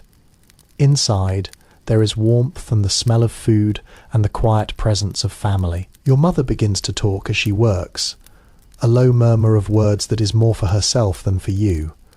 But you listen anyway. She talks about the soap she will make. using the fat she has been saving and the lie that Mrs. Garrow gave her. She talks about the socks that need darning, the pile of mending that never seems to shrink, the endless work of keeping a family clothed and fed and alive. She talks about your father out there somewhere, still looking, still hoping, still refusing to give up. She talks about the neighbours who have their own struggles, their own small victories, their own ways of getting through. You listen, and you learn, and you understand, in a way you have not quite understood before, that this is what survival looks like. It is not dramatic, not heroic, not the stuff of newspapers and history books. It is small and quiet and endless. A million tiny tasks performed day after day, a million small choices made without fanfare, a million moments of endurance that add up to something that might almost be called life. The door opens and your father comes in, his face the same blank mask it always wears after a day of searching. He looks at you, at your mother, at the food on the counter and the soup on the stove, and something shifts in his expression, something that might be relief or gratitude or simply the knowledge that tonight, at least, there will be enough. He crosses to his chair by the stove and sits heavily, his body sinking into the familiar shape of it, and for a long moment no one speaks. Then your mother ladles the soup into bowls, and you gather at the table, and you eat. The soup is thicker tonight, richer thanks to the vegetables you brought. The bread is stale but filling, soaked in the broth until it softens. It is not much, but it is more than you had this morning, and that is something to be grateful for. After dinner, your mother brings out the socks that need darning, and she sits by the lamp with her needle and thread, working by the small pool of light. Your father sits in his chair, staring at nothing, and your siblings play their quiet games, and you sit at the table, not doing anything, just being there. The fire crackles, the lamp flickers, the night settles in around you like a blanket. Tomorrow there will be more work, more walking, more waiting tomorrow. You will go back to the factories and the loading docks and the dump, and you will do it all again. But tonight there is this. There is warmth and food and family, and for now that is enough. You close your eyes and let yourself be carried by the rhythm of the room, the small sounds of survival, the quiet music of people who refuse to give up no matter how hard the times become. The light is changing now, the grey of afternoon deepening into something softer, something that might almost be called beautiful if you did not know what it meant. The sun is setting somewhere behind the clouds, invisible but present, and the sky takes on a pale lavender hue that you have seen before, but never really noticed. You are walking home, your bag lighter than this morning, because you have sold the metal you found, because you have traded the coal for a few potatoes, because you have done what you could with the day, and now there is nothing left to do but return. The streets are filling with others doing the same, a slow tide of people moving toward their homes, their tenements, their small rooms with their small fires and their small hopes. You walk among them, not speaking, just walking, your feet finding the familiar path without needing direction. Some of them carry things, bags and bundles and the occasional tool, evidence of work done or scavenging accomplished. Others carry nothing, their hands empty, their faces carefully blank, and you look away from them because you know what it feels like to come home with nothing, and you do not want to see it reflected in their eyes. Your building rises ahead, dark against the pale sky, its windows beginning to glow with the small lights of evening. Some of those windows are dark still, empty apartments where families have moved on or been evicted, or simply disappeared into the vast machinery of poverty. You try not to think about them as you climb the stairs, your legs heavy, your shoulders aching, your mind already turning toward the warmth that waits inside. When you open the door, the first thing you see is your mother's face. She is at the stove, as she always is at this hour, but she looks up when you enter, and her eyes find yours, and in that single moment she reads everything. The small successes and the larger failures, the weight of the day, and the hope that tomorrow might be different. You try to arrange your face into something that looks like optimism, something that says today was not so bad, something that will ease the worry that lives permanently in. You are not sure if you succeed. You are not sure if you have ever succeeded. She nods, just once, and turns back to her pot and the moment passes. You cross to the table and set down your bag, begin to empty it, showing her what you have brought. The potatoes, small and wrinkled, but still good. A few onions saved from the dump, their skins papery and loose. A piece of salt pork, tiny, more fat than meat, that you traded for something you cannot quite remember. A handful of dried beans, scavenged from a spilled sack behind a grocery store. It is not much, but it is something. And your mother looks at it with the same careful assessment she gives everything, already calculating how far it will stretch, what it will combine with, how many meals it might become. Your father comes in while you are still unpacking, his step heavy on the stairs, his face the same careful blank that you have learnt to read. He looks at the things on the table, at your mother's face at you, and then he crosses to his chair by the stove and sits without speaking. You do not ask how his day went. You do not need to. The set of his shoulders tells you everything, the way he holds himself, the way he stares at nothing, the way he seems to shrink into himself as the evening settles around him. Your mother moves between stove and table, adding things to the pot, adjusting the fire, working with the focused efficiency that has become second nature. The smell of cooking fills the room, thin but real. The smell of onions softening in the small bit of pork fat, the smell of beans beginning to bubble, the smell of potatoes being added one by one. It is not the rich smell of the old days, not the smell of roasts and pies and abundance, but it is the smell of dinner, the smell of food, the smell of home. Your siblings gather at the table, drawn by the smell and the warmth, and the simple fact that something is happening. They sit quietly, the way they have learned to sit, their hands folded, their eyes watching the pot with the focused attention of small predators.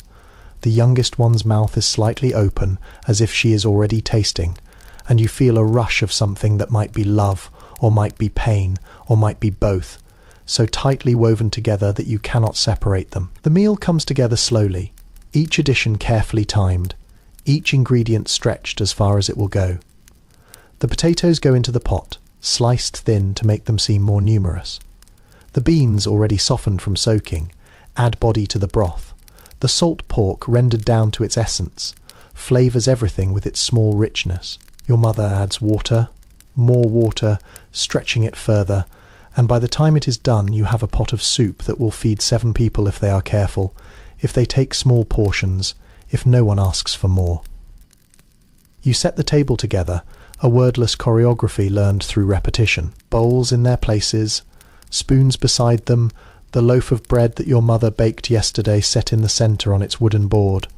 The bread is stale now, 2 days old, but it will soften in the soup and become something almost good. Your father rises from his chair and takes his place at the table, and for a moment you all sit there, looking at the food, at each other, at the small miracle of having something to eat. Your mother serves, ladling the soup into bowls with the same careful attention she gives everything, making sure each bowl receives the same number of potato slices, the same amount of beans, the same small bits of pork that have risen to the surface. When everyone has their bowl, she sits, and for a moment there is silence, a pause that might be gratitude, or might be simply the acknowledgement that this is what your lives have become. Then you eat. The soup is hot, hot enough to warm you from the inside out, and you feel it spreading through your body as you swallow. It is thin, so thin that you can see the bottom of the bowl through it, but it is food, and it is warm, and it is enough. The bread softens in the broth, becoming something almost like the dumplings your mother used to make, and you chew slowly, making it last, making it count. No one speaks. There is something sacred about this moment, something that words would only diminish. The only sounds are the clink of spoons against bowls, and the small, satisfied noises that people make when they are eating something good. Your youngest sister hums as she eats, a tuneless sound that seems to come from somewhere deep inside her, and your mother catches your eye and smiles.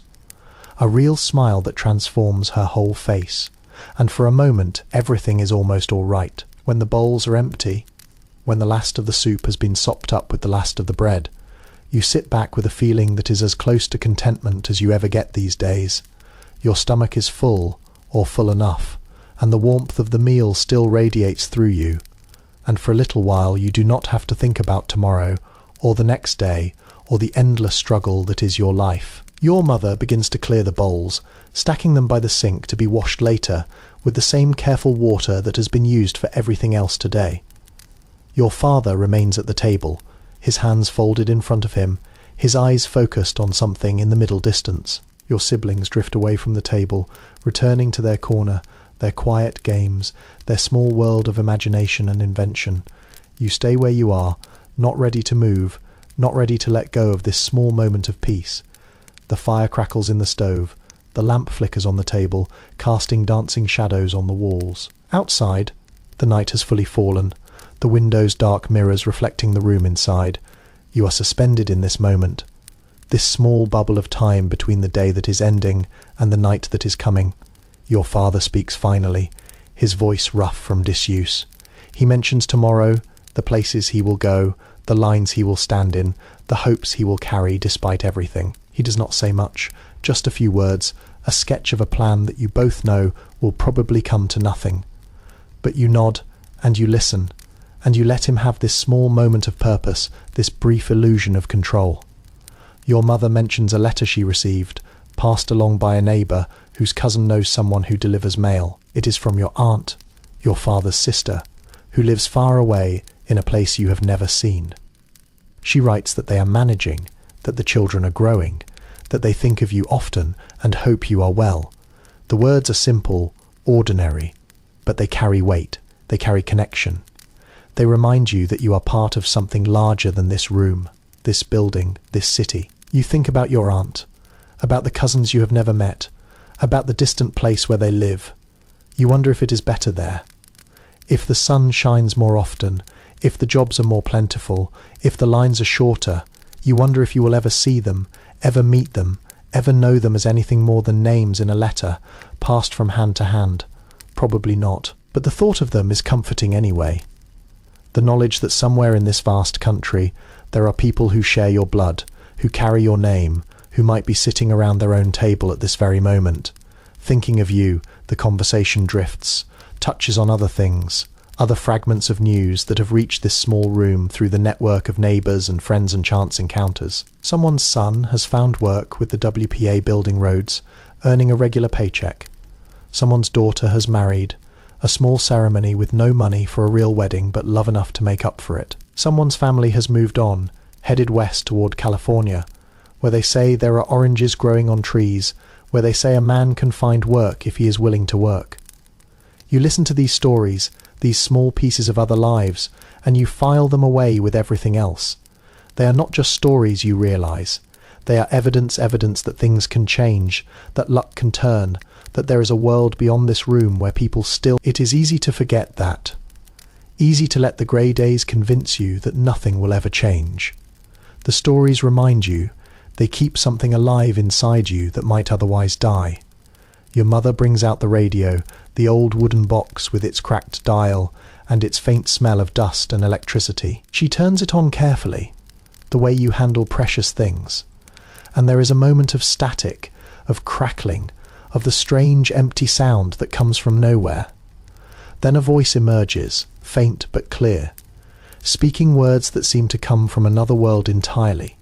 It is music tonight, not news, not speeches, just music. A woman's voice, sweet and clear, singing something about love and loss, and the moon shining down on someone far away. The song is sad, but in a way that feels good, that feels right, that matches something in the air of this room. You listen, letting it wash over you, letting it carry you away from this place for a little while. Your mother hums along, knowing the tune, and your father's foot taps slightly, almost unconsciously. Keeping time, your siblings stop their playing and listen too, drawn by the voice, by the melody, by the simple magic of music in a world that has so little magic left. For a few minutes, no one moves, no one speaks, no one does anything, except sit in the glow of the lamp and the fire and listen to a woman sing about things that might or might not be real. When the song ends, there is applause from the radio, the sound of people clapping in some distant hall where things are still normal, where people still dress up and go out and listen to music in rooms full of strangers. It seems impossible, that world, but the applause proves it exists, proves that somewhere people are still living the way life is supposed to be lived. The next song is different, faster, something you could almost dance to if you had the energy, if you had the space, if you had any idea how to dance. Your youngest sister tries anyway, getting up from her corner and moving in a way that might be dancing, or might just be the natural motion of a child who cannot sit still. She spins and jumps and waves her arms, her face bright with joy, and you watch her, and you feel something loosen in your chest, something that has been tight for too long. Your mother laughs. A real laugh, the kind that comes from deep in her belly and surprises even her. Your father's mouth twitches, almost a smile, almost. The room fills with something that is not quite happiness, but is close enough, a kind of shared lightness that lifts you all for just a little while. When the music ends, when the radio returns to static and your mother turns it off to save the battery, the silence that follows is not heavy but peaceful, the kind of silence that comes after something good. You sit in it for a while, not wanting to break it, not wanting to return to the ordinary world. But the ordinary world returns anyway, as it always does. Your father clears his throat and begins to talk about politics, about the things he has heard, about the arguments that men make while standing in lines or waiting for nothing. He talks about the president, about the programs, about the alphabet agencies that have become as familiar as the names of neighbours, WPACCC, AAAPWA. They roll off his tongue like a prayer. These letters that stand for hope, for work, for the possibility of something better. Your mother listens, her face thoughtful. She has her own opinions.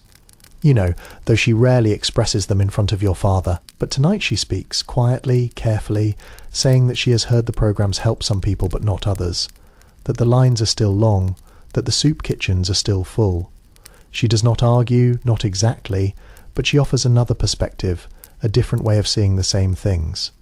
Your father nods, considering.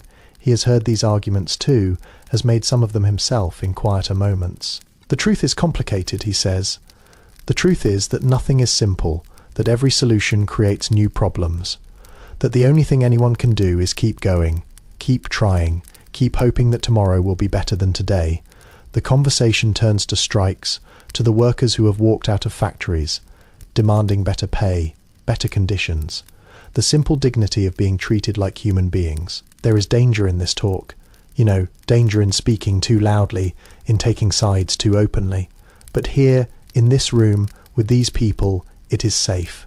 Here you can say what you think, can wonder aloud whether the strikers are right, whether they will win, whether their victory would change anything for people like you. Your father knew a man once, he says. A man who was in a strike, who stood on a picket line and faced down men with clubs, and came home bloody but unbowed. That man lost his job anyway. In the end, lost everything.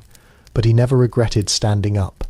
Never regretted saying that he was worth more than the pennies they paid him. Your father tells this story quietly, without drama. But you can hear the respect in his voice, the admiration for a man who had the courage to fight. Your mother tells a story too, about a woman she knew who organised her neighbours, who demanded that the landlord fix the heat, who stood up to him when he threatened eviction and won. Actually won, got the heat fixed and kept her home. These stories matter, you realise. They are proof that resistance is possible, that ordinary people can do extraordinary things, that the world does not have to stay the way it is. But the talk never goes too far, never becomes too heated. There is an unspoken agreement, a boundary that no one crosses. You can discuss, can speculate, can wonder, but you cannot argue, cannot fight, cannot let politics divide this room the way it divides so many others. This family has too little already. You cannot afford to lose each other. The fire burns lower, the lamp flickers, the night deepens around you. Your mother yawns, covering her mouth with her hand, and the spell is broken. It is time for bed, time to let go of this day and prepare for the next. Your siblings are already half asleep, curled in their corner like small animals. Your father rises from his chair and crosses to the bed, his movements slow, deliberate, the movements of a man who has used up everything the day demanded. You stay at the table for a moment longer, not wanting to leave the warmth, not wanting to let go of this small pocket of peace. Your mother touches your shoulder as she passes. A brief pressure, a small acknowledgement, and then she is gone, settling into her own place in the crowded room. Finally you rise, moving to your own corner, your own small space on the floor where you will sleep tonight. You lie down, pulling the thin blanket over you, and you stare at the ceiling in the darkness. The sounds of the night begin to gather, the creaks and sighs of the building, the distant whistle of a train, the soft breathing of your family around you. You think about the day, about the work and the scavenging and the small victories, about the soup and the music and the stories. You think about tomorrow, about the lines and the waiting and the hope that will not die, no matter how many times it is disappointed. And then, slowly you let go. You let the day fall away, let the worries fade, let yourself drift towards sleep. Tomorrow will come soon enough. Tonight there is only this. Only the warmth of the room and the presence of your family and the small, stubborn peace that you have found in the midst of everything. It is enough, it has to be enough. The lamp burns low on the table, its flame a small orange flower in the growing darkness. Your mother turned it down an hour ago, saving the precious oil, stretching it to last as long as possible. Now it casts just enough light to see the faces around it, to make out the shapes of things, to keep the darkness at bay without quite pushing it away. The room has shrunk with the coming of night, the walls pressing closer, the corners filling with shadows that seem to move when you are not looking directly at them. You sit close to the lamp, all of you drawn together by the light and the warmth, and the simple human need for closeness when the world outside grows dark. The fire in the stove has been banked for the night, coals arranged just so, the damper adjusted to keep it burning slow and long.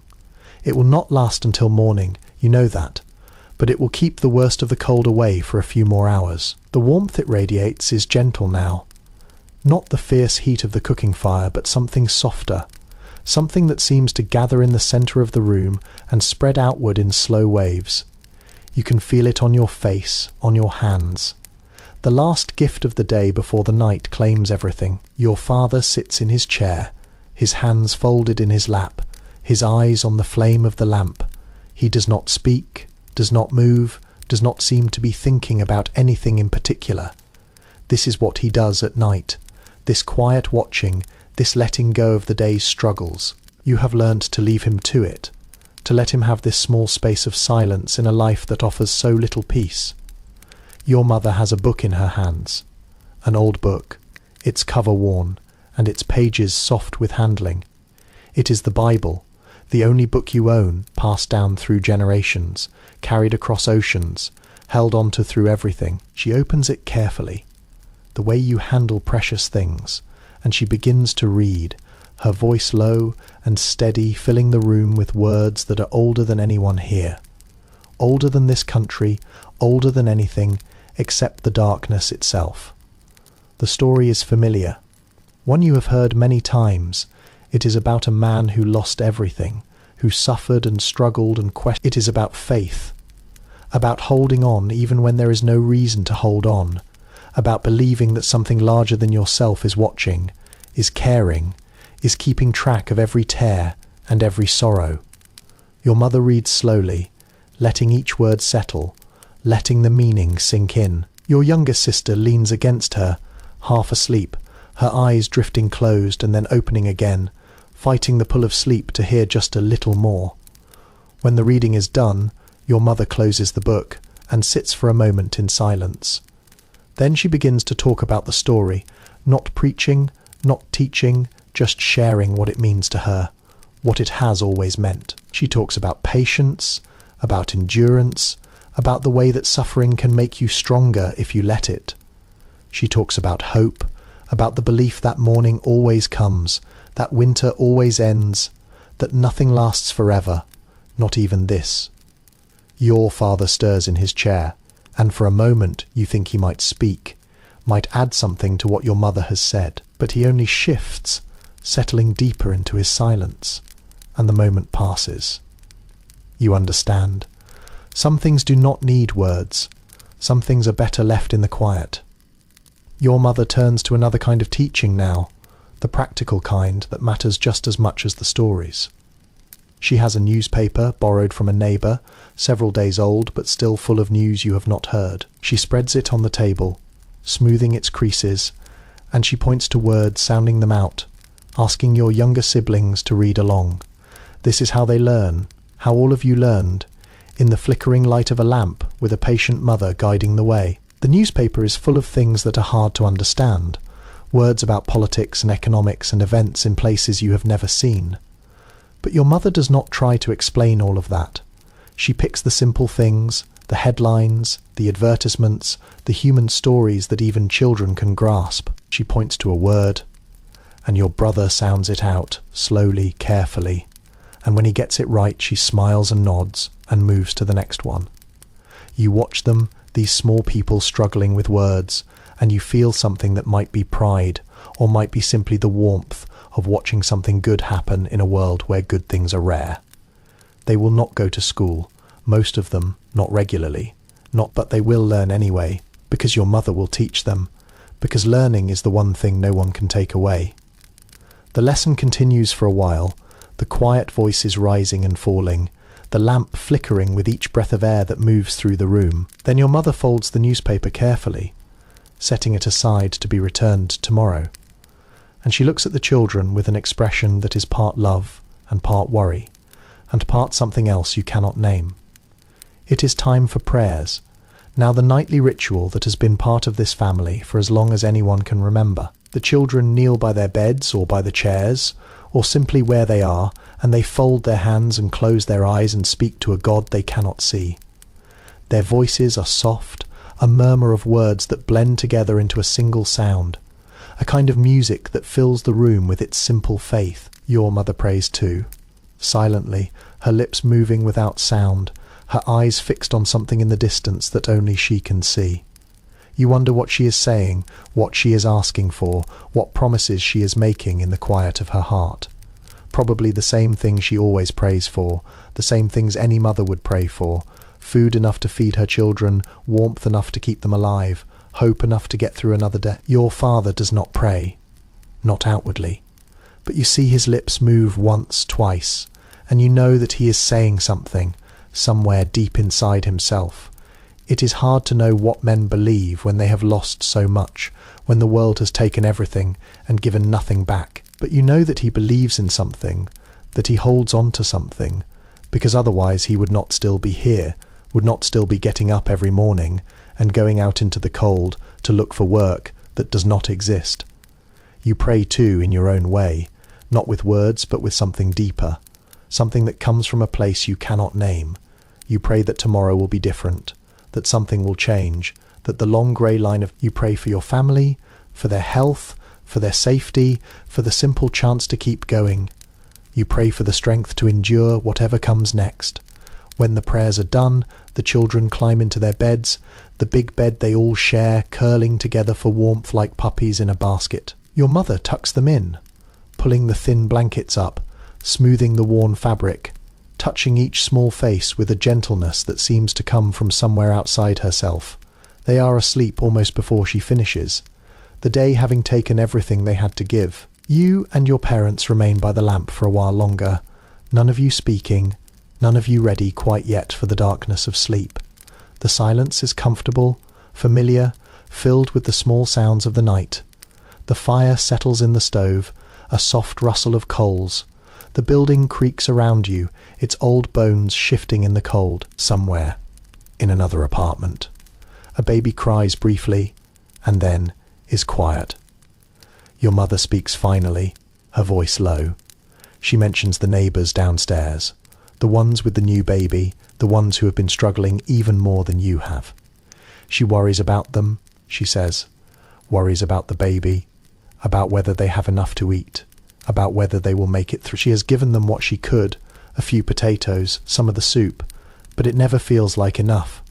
Your father nods, his face troubled.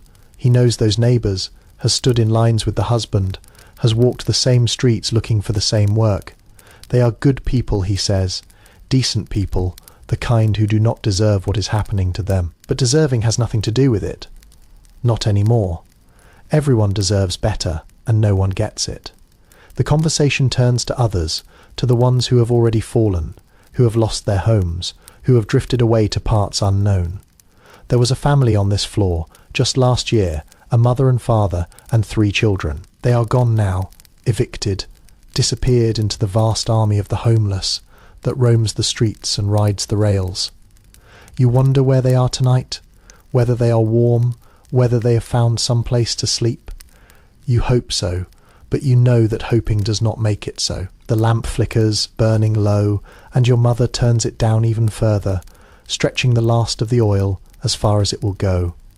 The room dims, the shadows deepening, the faces around you becoming almost invisible. In this half-light, you can pretend that things are not as bad as they are, can imagine that the hollows in your parents' cheeks are just shadows, that the thinness of the children is just the way they are built. But you know the truth. You carry it with you always. Your father rises from his chair, the first to give in to the night. He moves to the bed where the children sleep, finding his place among them, settling into the small space that is his.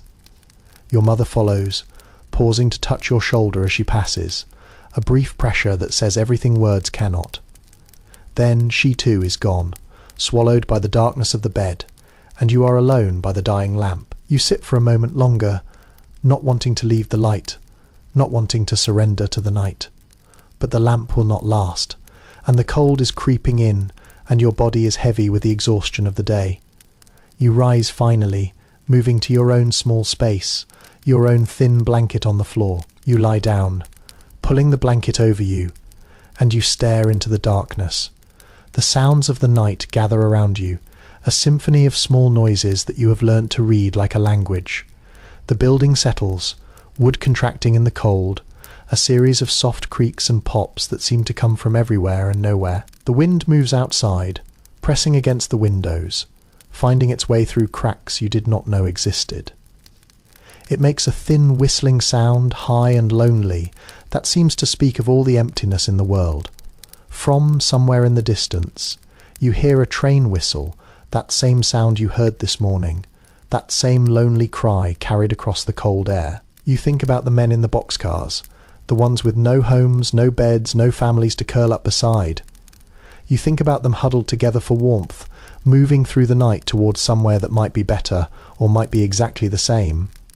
You wonder if they can see the stars from where they are, if the stars look the same from a moving train as they do from a window in a tenement. Closer now, there are other sounds. Footsteps on the street below, slow and deliberate. The steps of someone with nowhere to go and all night to get there.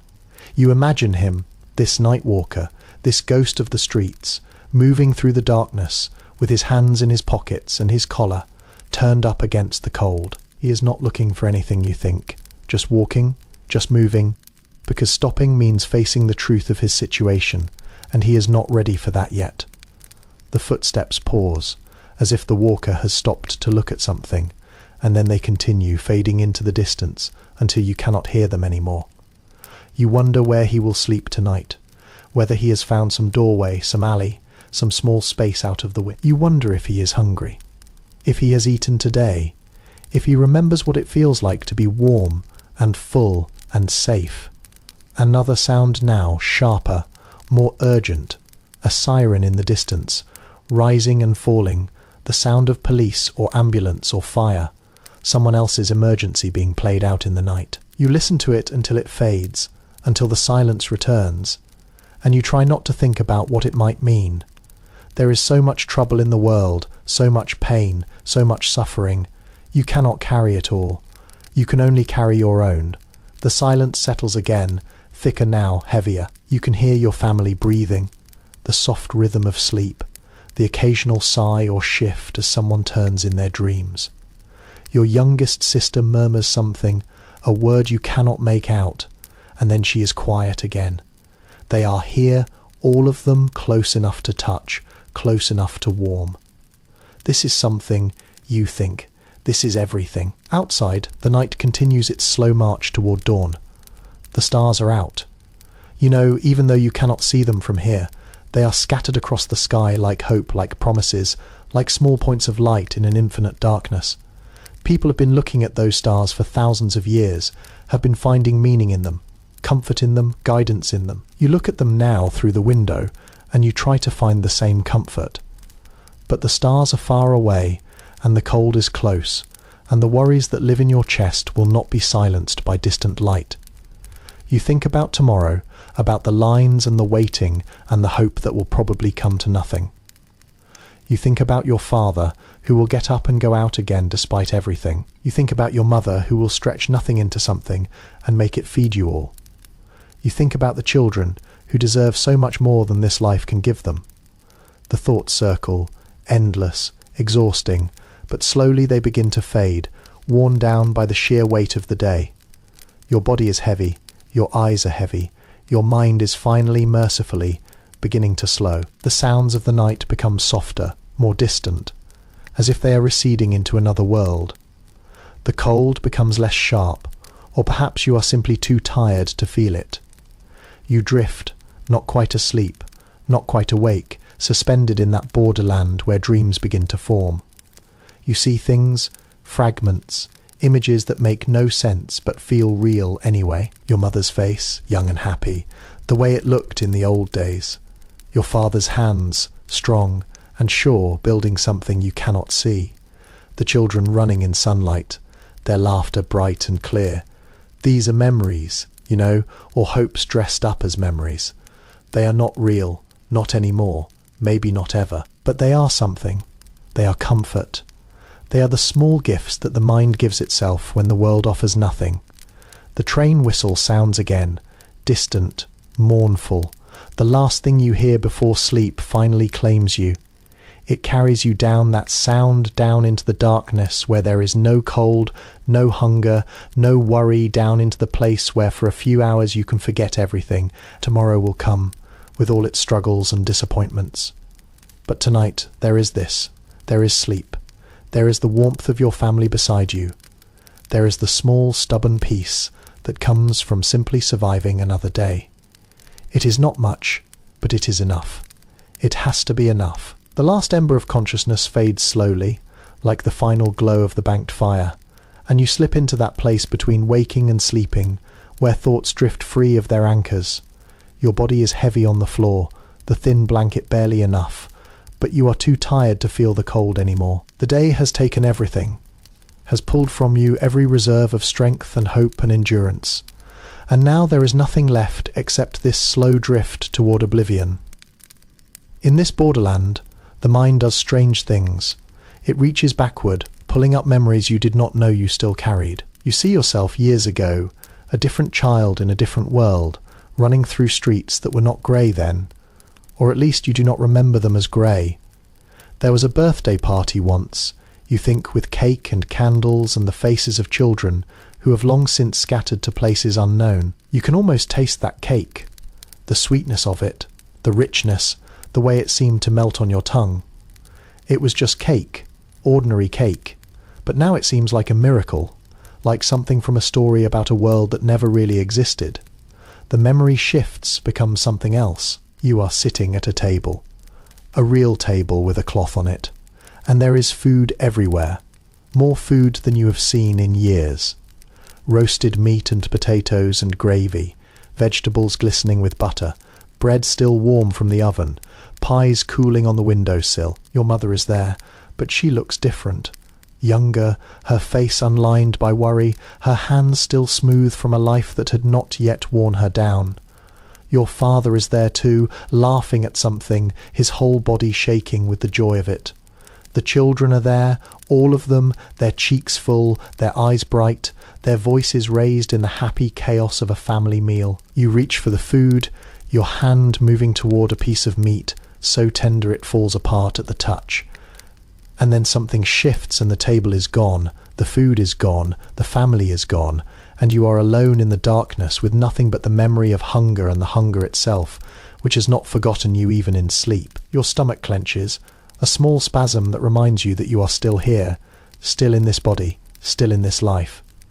You try to hold on to the dream to pull it back, but it slips away like water through fingers, and you are left with only the darkness and the cold. This is the worst part, these moments when sleep releases you and the world rushes back in. You are awake now, or half awake, aware of your body on the floor, aware of the thin blanket that has twisted around your legs, aware of the cold that has found every gap in your clothing. You lie still, not moving, hoping that sleep will return if you do not disturb it. But sleep is shy, easily frightened, and it does not come. Instead you listen. The night is full of sounds, a language you have learned to read in these small hours when everyone else is asleep. Your brother is coughing somewhere in the darkness, a small dry cough that goes on for a while and then stops. You have heard that cough before, have worried about it, have watched your mother listen to it with the same fear in her eyes. But tonight it stops, and he settles back into sleep, and you let out a breath you did not know you were holding. Your youngest sister is crying, not loudly, but in that small way that children have when they are not quite awake, when something in their dreams has frightened them. You hear your mother stir, hear her soft voice murmuring comfort, hear the crying fade into silence. These are the sounds of the night, the small noises of a family trying to survive, trying to rest, trying to find enough peace to face another day. You shift on the floor, trying to find a position that will let you sleep. The floor is hard, so hard that your hips and shoulders ache from the pressure, but you have learned to accept it, to find the places where the boards give just a little, to arrange your body in a way that minimizes the discomfort. You pull the blanket tighter, tuck it around your neck, curl into yourself like a small animal seeking warmth. The cold is still there, will always be there, but you have learned to live with it, to let it exist alongside you without letting it consume you. For a while you lie there, not sleeping, not quite awake, just existing in the darkness.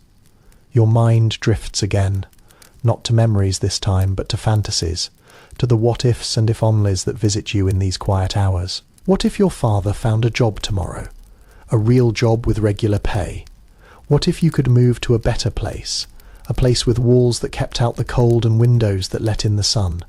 What if there was enough food, enough warmth, enough of everything so that you could stop worrying just for a little while and be a child again?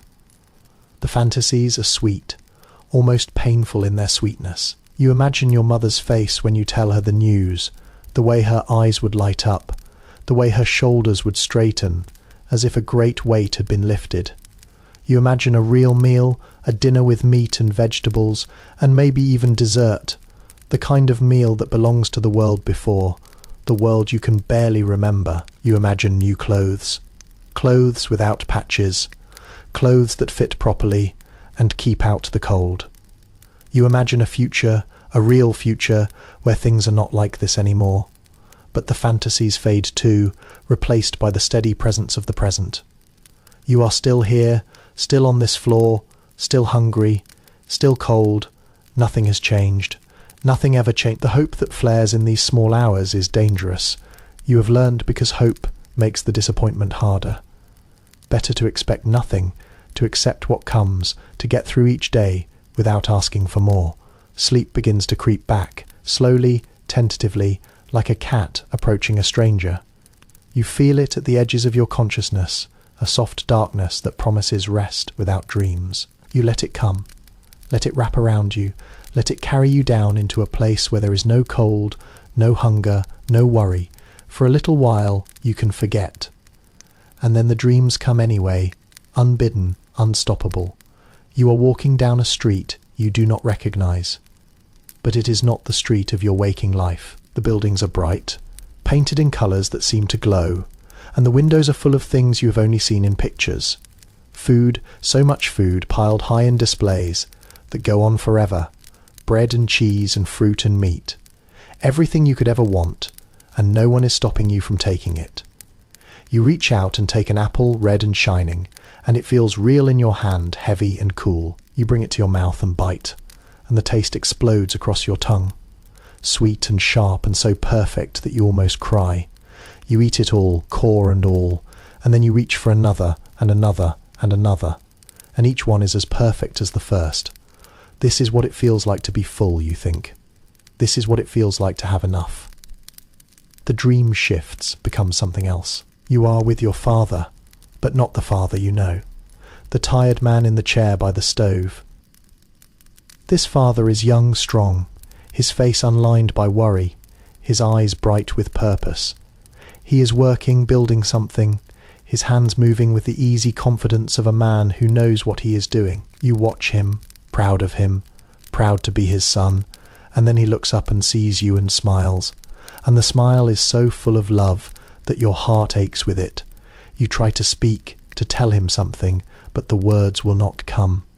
The dream is fading, the colours bleeding away, the sounds growing distant. You reach for him, try to hold on to him, but he is slipping away, slipping into the grey, and then he is gone, and you are alone again, standing in an empty street with nothing but the memory of his smile. You wake slowly, reluctantly, the way you wake from dreams that are better than waking life. For a moment you do not know where you are. Do not remember the cold and the hunger and the endless struggle. For a moment you are still in the dream, still furf, apples still warmed by your father's smile. Then reality returns, rushing in like cold water, and you remember everything. The darkness is absolute, the silence complete, except for the small sounds of your family sleep. You lie there, not moving, letting the loss wash over you and then recede. This is the pattern you have learned. The dreams come, the dreams go, and you are left with the same life you had before. It is cruel.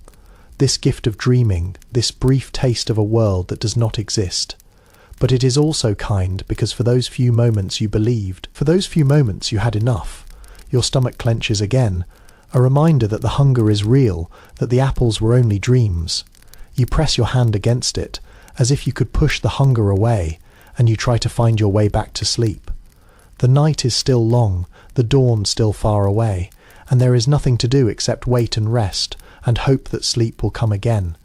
It does not come easily this time. The dreams have left you restless, your mind churning with images and feelings that will not settle.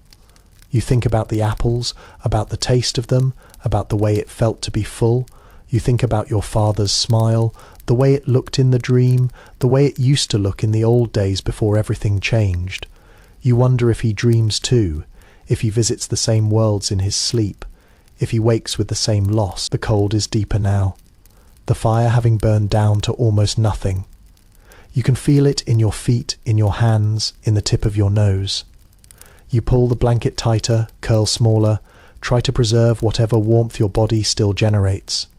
It is not enough, it is never enough, but it is what you have and you make do. Your brother coughs again, a deeper cough this time, one that goes on for longer. You listen to it, counting the seconds, willing it to stop. When it finally does, you let out another breath, another small relief. He is all right. For now, he is still sleeping, still breathing, still alive. This is what you hold on to in the darkness. These small victories, these tiny assurances that everyone has made it through another night. The hours pass slowly, marked only by the small sounds of the night and the gradual deepening of the cold. You drift in and out of sleep, never quite reaching the depth you need, never quite escaping into oblivion. You are aware of everything, the hardness of the floor, the thinness of the blanket, the presence of your family around you. But you are also aware of something else, something softer, something that might be hope, or might be simply the stubborn refusal to give up. In the darkest hour, just before dawn, sleep finally takes you completely. Not the light sleep of early night, not the dream, haunted half sleep of the middle hours, but a deep, heavy, almost dead sleep, the kind that comes only when the body has been pushed past all its limits. You fall into it like a stone falling into water, sinking down and down until there is nothing left of you except the slow rhythm of breath and the faint pulse of a heart that refuses to stop. This sleep has no dreams, no memories, no fantasies. It is pure darkness, pure rest, pure escape. For a few hours you are not hungry, not cold, not worried. You are not anything at all. You simply are suspended in the void, waiting for the morning that will come whether you are ready or not. And it does come, Eventually, the first hint of grey seeps through the window, barely visible, just a lightening of the absolute black. Your body knows it before your mind does, feels the shift in the quality of darkness, senses the approach of another day. You stir slightly, not yet awake, but moving toward wakefulness. The way plants move toward the sun, the grey grows, slowly, imperceptibly, until you can make out the shapes of the room, the furniture, the sleeping forms of your family. The fire has gone out completely, the stove cold, the air sharp with frost. Your breath forms small clouds that hang in the air and then disappear. You are cold, so cold, but you are alive, and that is something. You lie there for a moment, not wanting to move, not wanting to begin, but the day will not wait for you, will not pause while you gather yourself. It is coming, whether you are ready or not. And you must meet it as you have met every other day, with whatever strength you can find. You think about the dreams, about the apples and the smiles and the world that does not exist. You think about the hunger and the cold and the long grey line of days that stretches ahead. And then you put it all aside, push it down into the place where you keep the things you cannot afford to think about, and you begin the slow process of getting up. The floor is cold under you, the blanket thin and inadequate. Your body protests every movement, every shift, every small adjustment toward standing. But you do it anyway, because you have no choice, because this is what it means to be alive in these times. You rise, and you face another dawn, and you carry with you the memory of dreams that were sweeter than waking, and the hope, against all reason, that someday the dreams might come true.